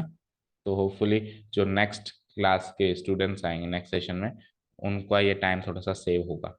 क्यों, क्योंकि उनको तो बने बनाए नोट्स मिलेंगे, उनको तो केवल नोट डाउन करने। एंड बट ये है कि आप पहली बार बना रहे हो तो आपको फ़ायदा ये है कि आपकी लर्निंग अलग ही तरीके की चल रही है ना, क्योंकि जो बनाएगा ना उसकी लर्निंग, जो बने हुए को देखेगा उसकी लर्निंग से ऑब्वियसली बेटर होगी। तो आपके साथ बैठ के हम बना रहे हैं, खुद नोट्स बना रहे हैं ना। So this is the mid point case, X Y Z coordinate, and the final case is external division. Actually जब अपने सेक्शन फॉर्मूला स्टार्ट किया था तो हमने सीखा था कि इंटरनल डिवीजन एक्सटर्नल डिवीजन दो चीजें होती हैं, तो इंटरनल डिवीजन चल रहा था आपकी अब तक, है ना। And now we are proceeding forward for the external division, है ना। तो उसमें हालांकि वो देखा जाए तो इक्वल वेटेज है ना, जितना इंटरनल डिवीजन है उतना एक्सटर्नल डिवीजन, सारी चीजें रिपीट होनी चाहिए, but obviously we are not going to do that, we are just putting the difference in the formula and learning that difference. Okay Ajay, second case mark करो heading external division, external division। अब देखो external division का मतलब समझो पहले, है ना। तो अब वो 3D डायग्राम में नहीं समझाऊंगा मैं आपको, मैंने क्या कहा भाई इसको थोड़ा सा पूरा डिटेल में नहीं देखेंगे वो 3D डायग्राम में, मतलब 3D स्पेस के अंदर ना करके इसको एक लाइन पे देखो, डिवीजन तो एक लाइन का ही हो रहा है ना, जैसे आप सिमिलरली सिंपली एक लाइन खींच के भी उसको मार्क कर सकते हो ना, ठीक है। क्वेश्चंस भी आप एक्चुअली जरूरी नहीं है कि 3D स्पेस का ग्राफ बना के और उसका उस टाइप का फिगर बना के, और आप सिंपली एक लाइन में भी उसका फिगर बना के कर सकते हो, है ना, वो भी अलाउड है। सो देखो इसका मतलब ये है, एक्सटर्नल डिवीजन का मतलब ये है कि अब की बार जो वो पी क्यू था ना, पी क्यू जो था ना, तो ये जो आर है ना, R, this R is not lying in the P Q, either it is lying no, extended PQ or either it is lying on the extended QP, है ना। तो मैं लिखूंगा नाउ, इधर पहले मैं मीनिंग लिखूंगा ना, the meaning of, the meaning of external division, external division of line segment PQ, of line segment PQ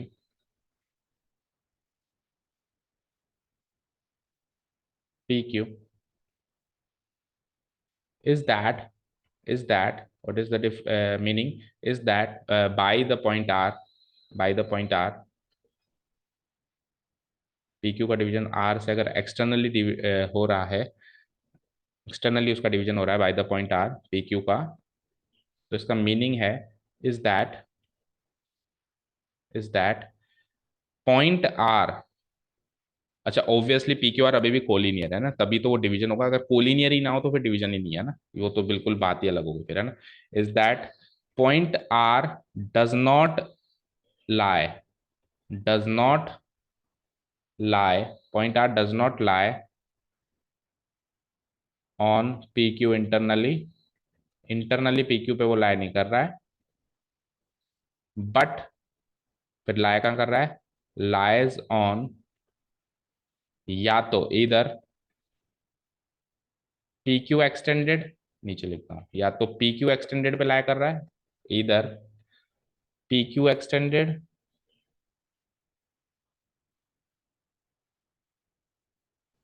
ठीक है ना। अब वो भी बताऊंगा कि pq एक्सटेंडेड पे लाई कर रहा है, उसका पता कैसे लगाएंगे, या qp का पता कैसे लगाएंगे, और qp एक्सटेंडेड, और qp एक्सटेंडेड, एक्सटेंशन तो दोनों साइड से हो सकता है ना, और qp एक्सटेंडेड, ये तो हो गया मीनिंग, और qp एक्सटेंडेड। चलिए ये तो हो गया हमारा मीनिंग डिवीजन का ना। Now what,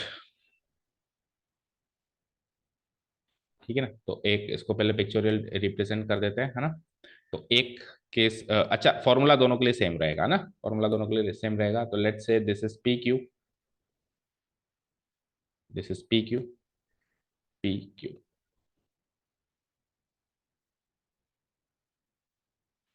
P Q, okay. अब आर इसके बीच में नहीं है तो एक्सटेंड कर दो, एक लाइन और जोड़ो, एक्सटेंडेड लाइन, यहां से भी या तो इधर है, और या फिर दूसरी भी जोड़ दो, या फिर इधर है, डन। तो अगर ये है तो वो भी एक्सटेंडेड, और एक्सटेंडेड को अपन डॉटेड फॉर्म में करते हैं डिनोट, वो पता है। हम्म, कुछ इस तरीके से,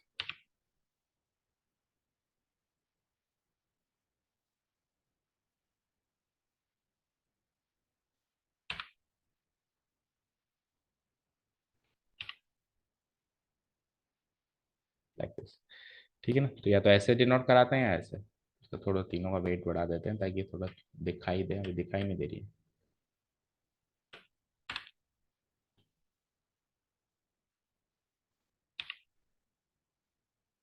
ठीक है ना।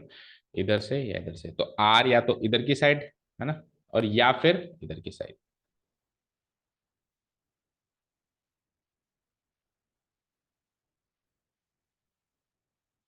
या तो इस साइड कहीं आर आ रहा है, या फिर इस साइड कहीं आर आ रहा है, फॉर्मूला दोनों का सेम रहेगा, ठीक है ना। तो इस साइड आ रहा है या इस साइड आ रहा है, अब इस साइड आ रहा है या इस साइड आ रहा है ना। अब एक चीज समझो, देखो अगर आर जब बीच में आ रहा था ना, और एम इज टू एन में डिवाइड कर रहा था, तभी भी उसका मतलब क्या था कि P R divided by Q R equal to M by N, है ना। और अगर आर मान लो देखे इधर आ रहा है, जैसे मान लो आर इधर आ रहा है, तो आर इधर आ रहा है, तो भी इसका मतलब वही है कि P R divided by Q are. अब देखो कोई बाहरी आदमी आपको डिवाइड कर रहा है, तो सिस्टम तो वही फॉलो होगा, P R by Q are, यानी कि यहां से लेके यहां तक की लेंथ अभी एम है, ये टोटल लेंथ क्या है अभी, एम है, और यहां से लेके यहां तक ये टोटल लेंथ क्या है आपकी, एन है। तो अब दोनों चीजें एक फिगर में तो नहीं डिमॉन्स्ट्रेट कर पाएंगे हम, तो लेट्स डू वन थिंग कि इधर वाला फिगर डिमॉन्स्ट्रेट करते हैं, आर उधर भी हो सकता है ऐसे मान लेते हैं, एक काम करते हैं इसको आर डैश लिख देते हैं ना। तो फिर बात अपन केवल अभी आर की करेंगे, आर डैश, आर डैश की बात नहीं करेंगे, इधर की साइड बात करेंगे। तो कहने का मतलब ये है कि यहां से लेके यहां तक ये जो चीज है, ये तो है एम, पी से लेकर, और ये आर, ये है एम, दिस इज एम, अब की बार दिस इज एम, और यहां से लेके यहां तक क्यू से लेके आर जो है, दैट इज एन, ये है एन,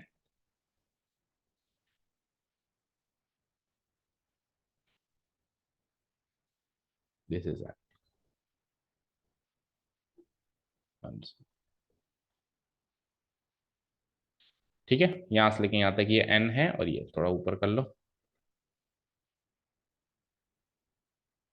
ये है एन और वो है एम,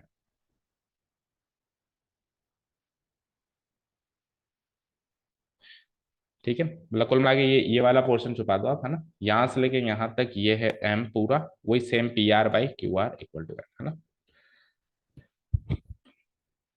तो और कोऑर्डिनेट्स वही सेम, कोऑर्डिनेट्स तो सेम मार्क कर लो, उसमें कोई चेंजेस ना है।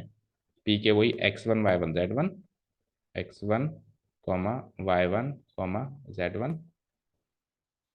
ठीक है, आर के वही x2, नहीं आर तो, आर के हैं एक्स वाई जेड है ना, आर के एक्स वाई जेड, आर तो पॉइंट ऑफ डिवीजन है आपकी, पहले भी और अभी भी है ना। क्यू के हैं वही पहले वाले, यहाँ मार्क कर देता हूँ x2, या फिर एक काम करो नीचे मार्क करो, इसको ऊपर ले चलते हैं ना, इसको ऊपर ले चलते हैं, वो ज़्यादा सही रहेगा। अब ठीक है ना, और नीचे मार्क कर दो उसके कोऑर्डिनेट्स पहले की तरह, x2 y2 कॉमा z2। ये पी के क्यू के, देखो डिफरेंस वही है, पी के कल भी वही थे, क्यू के कल भी वही थे, आर के कल भी वही थे, यही सेम थे, बस ये आर उठ के पहले इंटरनली लाई कर रहा था, अभी एक्सटर्नली लाई कर रहा है, या तो पी क्यू एक्सटेंडेड पे या क्यू पी एक्सटेंडेड पे। तो अभी अपन एक केस पर्टिकुलर पकड़ रहे हैं कि पी क्यू एक्सटेंडेड पे लाई करेगा तो क्या होगा ना। ठीक है, डन। उसके बाद आ जाओ, तो अब फॉर्मूला वही होगा, अब M is to N ratio कल भी वही था, P Q P R by Q R, और आज भी वही है P R by Q R. ठीक है ना, तो मैं लिखता हूँ, इसकी नोट्स लिख लो फटाफट से।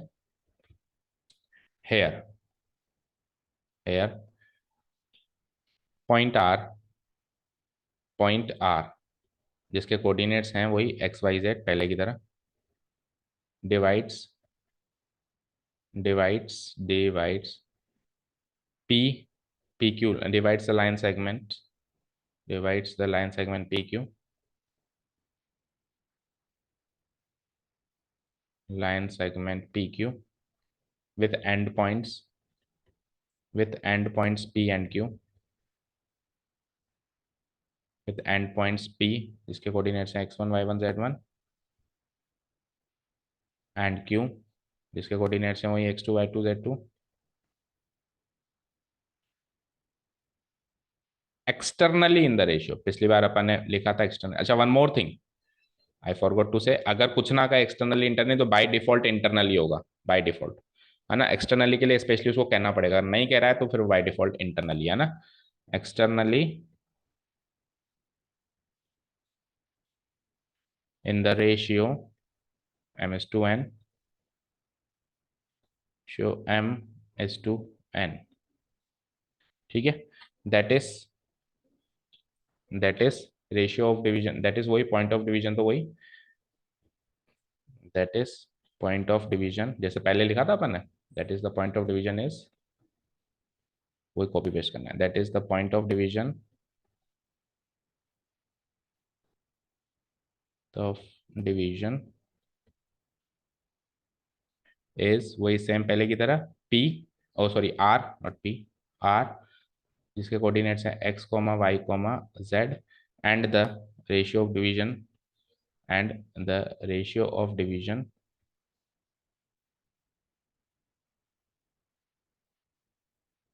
रेशियो ऑफ डिवीजन इज, देखो m इज टू n तो है ना, लेकिन वो m और n किसका रेशियो है, P R is to Q R है ना। तो ये चीज भी अपन ऊपर भी मेंशन नहीं करी कि P R is to Q R है, अभी भी पहले भी मेंशन नहीं करी तो उसको भी मेंशन करो, और अभी भी लिखो P R is to Q R equal to M is to N, ये है ना, P R by Q R is equal to M is to N है, this is very very very important thing है ना। तो इसको ऊपर भी मेंशन करते हैं अपन एक जगह, फिर आपको फाइनली फॉर्मूला बता रहे हैं हम, इनको हाईलाइट कर दो। अरे येलो हो गया क्या,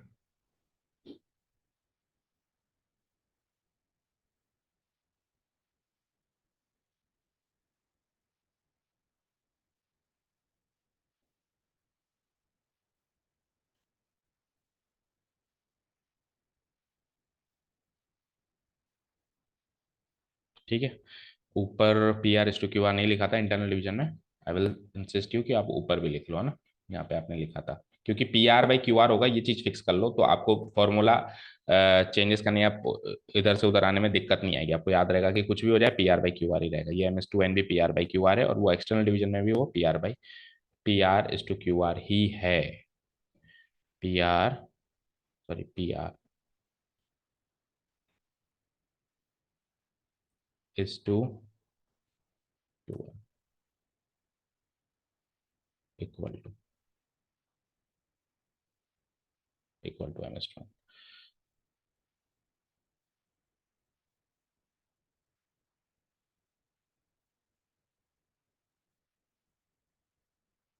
done. Okay fine. Okay fine. ठीक है। तो now let's find the coordinates of the point R, है ना, ये निकालते हैं अपन। Now now the coordinates of point R R, proof नहीं करेंगे, सीधे निकालेंगे।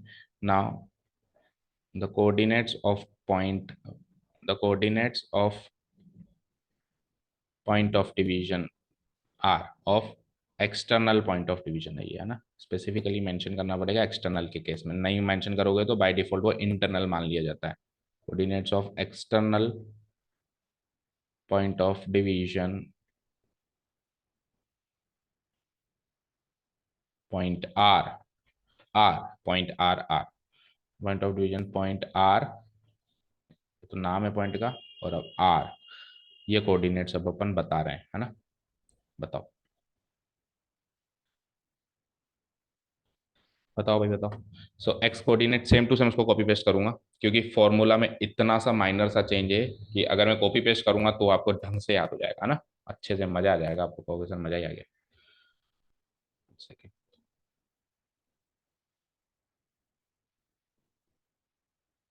ये यहाँ से लेके यहाँ तक,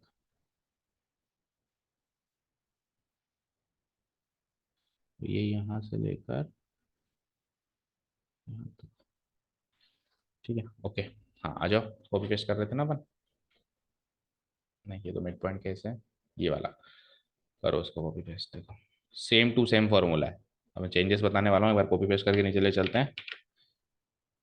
देखो कई कई चीजें क्या होता है क्लास के टाइम की याद रह जाती है, अच्छा सर ने कॉपी पेस्ट किया था तो सर ने क्या चेंजेस किया था, अचानक से फॉर्मूला याद आ जाएगा एग्जाम में अगर भूल भी गए तो, है ना। तो जरूरी होती है चीजें कई बार क्लास के बीच में करना, ताकि बच्चे को लॉन्ग टाइम तक याद रहे कि चेंजेस क्या है। भाई सर ने कॉपी पेस्ट किया था यानी कि चेंजेस तो माइनर ही है, बस उसी में चेंज कर दिया सर ने, तो वो चीज आपको भी याद हो जाएगी।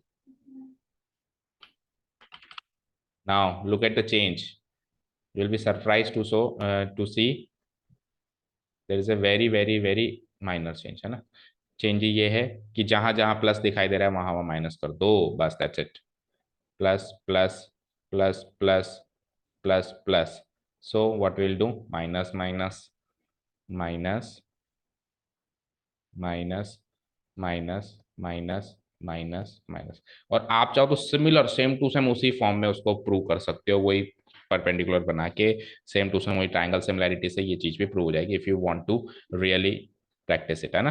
तो चाहो तो कर लेना। तो ये हो गया आपका एक्सटर्नल डिवीजन। एक्चुअली इसमें क्या है कि सिंपल सी बात है, जो एन है ना, एन वो माइनस एन में तब्दील कर लो, बस दैट्स इट। तो पहले यहाँ पे प्लस था तो एन की वैल्यू माइनस एन में रखते ही हो जाएगी, ये प्लस था तो ये एन की वैल्यू माइनस रखते ही हो जाएगी। सिमिलरली यहाँ पर भी ये प्लस की जगह माइनस, प्लस की जगह, so N changes to minus N, simple सी बात ये है ना। और कुछ भी चेंजेस यहाँ पे हमको नहीं करने, ओके। अच्छा वन मोर थिंग, इसमें आप फिगर में अगर आप कभी कंफ्यूज हो, आपको ये पता लगाना हो कि सर एक्सटेंशन इधर की साइड है कि इधर की साइड है, ये देखिए कैसे पता लगाएं, तो वो भी आप आपको ड्रॉ करने की जरूरत नहीं है, आप केवल एक चीज चेक करके आप पता लगा सकते हो कि एक्सटेंशन क्यू की साइड है कि पी की साइड है। देखो अगर एक्सटेंशन क्यू की साइड है, अगर एक्सटेंशन क्यू की साइड है ना, तो क्या होगा, एम बड़ा होगा और एन छोटा होगा, that means ratio m by n greater than one होगा, मतलब रेशियो की बात करें तो इम्प्रॉपर फ्रैक्शन बनेगा। और अगर लेट से इधर की साइड है ना, तो अब देखो P Q, P sorry P are, मान लो ये आर डैश लेता मैं, तो पी आर डैश ये लेता, ये होता एम, और फिर क्यू आर डैश ये लेता तो ये होता एन। तो इस केस में देखो एम छोटा है और एन बड़ा है, एम छोटा है और एन बड़ा है, तो एम बाई एन की वैल्यू लेस देन वन आएगी। ठीक है समझ गए। ठीक है ना। तो इसको चाहो तो कहीं पर भी छोटा सा मार्क कर लो। बाकी जैसे अगर आपको फिगर बनाना है और आपको पहले ही सोचना है, क्या होता है कई बार मैंने इधर की साइड एक्सटेंड करके लगा दिया और फिर जब क्वेश्चन सॉल्व करने लगा तो पता चला यार ये तो इधर की साइड जस्टिफाई नहीं हो रहा है, इसको तो इधर की साइड करना है। तो वो गलतियां ना हो और आपको फिगर भी बनाना है, लेट से आप अच्छा दिखाना चाहते हो, आपको फिगर भी बनाना है, तो फिर आप शुरुआत में इधर की साइड एक्सटेंड करें इधर। तो आप बस रेशियो को चेक करो, M:N रेशियो में अगर M बड़ा है तो इधर की साइड, एन बड़ा नहीं, एम बड़ा है तो इधर की साइड, उल्टा है। अगर पहला रेशियो बड़ा है तो इधर की साइड, और जैसे इसमें पहला रेशियो बड़ा दिख रहा है ना, तो इधर की साइड, और अगर एन बड़ा है तो इधर की साइड आपको ये मार्क करना है। ठीक है, तो इधर मार्क कर लो। चलो, पी क्यू एक्सटेंडेड और क्यू पी एक्सटेंडेड लिखा है, तो पी क्यू एक्सटेंडेड वाला केस क्या होगा? पी क्यू एक्सटेंडेड जो अपन ने अभी किया है वही तो केस है पी क्यू एक्सटेंडेड। तो पी क्यू एक्सटेंडेड में क्या हुआ है चेक करो। पी क्यू एक्सटेंडेड में क्या हुआ है? एम बड़ा है एन छोटा है। तो हेयर इधर ऐसे में मार्क कर देता हूँ शॉर्ट में, एम ग्रेटर देन एन। ठीक है, और क्यूपी एक्सटेंडेड वाले केस में क्या हो जाएगा? उल्टा हो जाएगा, m less than n, m less than n. तो ये यहां मार्क कर दिया मैंने, है ना। कहीं भी एक जगह लिखना था तो इसको आप याद रख सकते हो ना। और अभी अपन ने जो ये फॉर्मूला बनाया है ये अपन ने पी क्यू एक्सटेंडेड के हिसाब से बनाया, दैट मीन्स अपन ने एम बड़ा लिया एन छोटा लिया है। और अगर आप इधर क्यू पी एक्सटेंडेड के हिसाब से बनाओगे तो बस ये है कि एम छोटा होगा एन बड़ा होगा, बट फॉर्मूला सेम रहेगा, फॉर्मूला रिमेन्स द सेम, उसमें कोई दिक्कत नहीं है, formula will remain this only. ठीक है, so all done. Concept wise हमने ये टॉपिक कर लिया है। बस अब एक वो जो कॉलिनैरिटी वाला टॉपिक अपन ने डिस्टेंस फॉर्मूला में भी देखा था कि कैसे अपन कॉलिनैरिटी चेक करेंगे, तो बस दो लाइनें लिख देते हैं कि इधर भी अपन कॉलिनैरिटी चेक कर सकते हैं, क्वेश्चन भी आपका उसका ना। सो एप्लीकेशंस लिख दो चाहे से, एप्लीकेशंस ऑफ सेक्शन फॉर्मूला, और उसमें बस एक वही to find the to check the collinearity, applications of section formula,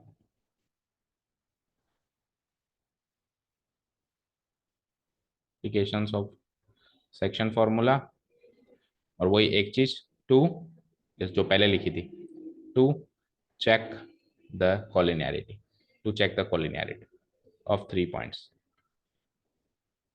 the collinearity of 3 points। कैसे अपन कोलिनियरिटी ऑफ 3 पॉइंट चेक कर सकते हैं? Using section formula, using section formula. Collinearity का मतलब समझते हो ना भाई, एक ही लाइन पे लाए होना 3 पॉइंट्स का, है ना। तो देखो सिंपली पहले समझ लो फिर लिख देंगे हम। लेट से कि पी क्यू आर अगर कोलिनियर है तो सेक्शन फॉर्मूला से कैसे चेक करोगे? तो आप पता है क्या करोगे, पी के आपके पास कोऑर्डिनेट्स गिवन है, आर के आपके पास कोऑर्डिनेट्स गिवन है, और क्यू के भी गिवन होंगे, तीनों के गिवन होंगे ऑब्वियसली, तभी तो चेक करवाएगा। तो आप क्या करोगे, क्यू के एक बार भूल जाओ कि क्यू के मुझे गिवन नहीं है ना। आप एक काम करो, हाँ नहीं नहीं भूल मत जाओ, मतलब आप रेशियो ऑफ डिवीजन निकालो। सुनो, आप रेशियो ऑफ डिवीजन निकालो। लेट से ये x1 y1 z1 है, ये x2 y2 z2 है, तो पॉइंट ऑफ डिवीजन तो गिवन है एक तरीके से x y z। तो आप पॉइंट ऑफ डिवीजन गिवन होता है तो रेशियो ऑफ डिवीजन निकाल पाते हो ना। तो अब रेशियो ऑफ डिवीजन आप तीनों तरीके से निकालो, एक्स कोऑर्डिनेट से निकालो रेशियो ऑफ डिवीजन क्या आता है M:2n आपका ना, फिर y कोऑर्डिनेट से निकालो M:2n क्या आता है, और फिर z कोऑर्डिनेट से निकालो। तीनों से अगर ये रेशियो सेम आता है M:2n तो ये कोलिनियर है, अदरवाइज ये नहीं है। तो ये तरीका है, समझ गए? आप रेशियो ऑफ डिवीजन निकालो तीनों से, x से y से z से, अगर तीनों से सेम आता है तो ये कोलिनियर है, अदरवाइज नहीं। ठीक है, समझ गए होंगे? तो लिख भी दो उसको। Suppose, suppose the suppose we are required, we are required to find, to check, suppose we are required to check whether, अच्छा कई बार अपन एक और चीज, कई बार अपन रेशियो ऑफ डिवीजन निकालते हैं और रेशियो ऑफ डिवीजन अगर नेगेटिव निकल जाता है, कैसे? जैसे -1:2, -1:2 निकलेगा क्या? हाँ निकलता है कई बार, ऐसे भी निकलता है -1:2, -3:7। तो समझ जाना, अगर आपका रेशियो को भी नेगेटिव थोड़ा हो सकता है, तो समझ जाना वो एक्सटर्नल डिवीजन का केस है। भाई आपसे रेशियो पूछ लिया तो अब आपको थोड़ा सपने आ रहे हैं ये पॉइंट इंटरनली लाया कर रहा है कि एक्सटर्नल, आपसे तो रेशियो पूछा है तो रेशियो निकाल लो आप, बस फॉर्मूला प्रोसेस से निकालो जो प्रोसेस है। अगर आपका रेशियो पॉजिटिव निकला तो वो रेशियो करेक्ट है, और वो पॉइंट इंटरनली राइट लाई करता है। और अगर आपका रेशियो नेगेटिव आया तो भी वो रेशियो भी करेक्ट है, जैसे -3:7 आया तो आप रेशियो तो ले लोगे 3:7, और माइनस वाले पार्ट को क्या लिख दोगे, एक्सटर्नल डिवीजन है, इसलिए ये माइनस वाला पार्ट है। ठीक है ना। तो सिमिलरली आप यहाँ पे अगर आपको कोलिनियरिटी चेक करनी है तो आप ये मत सोचोगे, ये नहीं सोचोगे कि ये इंटरनल डिवीजन है कि एक्सटर्नल डिवीजन, कुछ नहीं सोचना आपको। तो किसी भी एक पॉइंट को उठा के पॉइंट ऑफ डिवीजन मान लो और बाकी दो पॉइंट्स का रेशियो ऑफ डिवीजन निकालने लगो।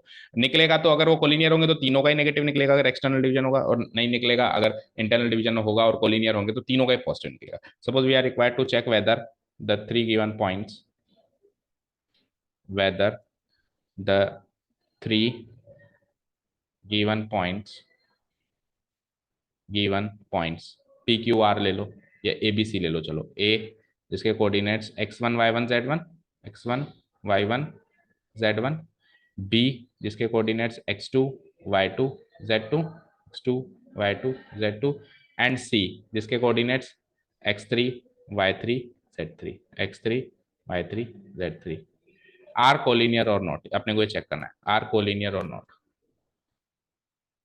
Are collinear or not. ठीक है ना। तो क्या करेंगे, किसी भी एक पॉइंट को पॉइंट ऑफ डिवीजन मान के बाकी दो पॉइंट्स को का अपन रेशियो देंगे। ठीक है ना। So considering any one point as point of division, considering कोई सा भी एक पॉइंट को पॉइंट ऑफ डिवीजन मान लो, considering any one point as point of division, as point of division, as point of division. ठीक है ना। लेट से इसमें अपन सी पॉइंट को ले लेते हैं पॉइंट ऑफ डिवीजन ना, से पॉइंट सी, से पॉइंट सी एग्जाम्पल, है ना। क्या करेंगे हम, we will find the ratio of division, we will find the ratio of division, ratio of division in which point C divides, point C divides line segment A b. भाई अगर एक point को उठा लें तो बचे हुए दो पॉइंट से तो लाइन सेगमेंट बनेगी बनेगी ना, वो दो पॉइंट तो हमेशा कोलिनियर होते हैं तो उनको तो लाइन सेगमेंट का नाम दिया जा सकता है। In which point C divides the line segment, the line segment A B, ये रेशियो ऑफ डिवीजन निकालेंगे। Now if if the ratio of division, if the ratio of division line segment A B internally और externally भी लिख लो, क्योंकि negative positive भी आ सकता है ratio, internally और एक्सटर्नली, और एक्सटर्नल।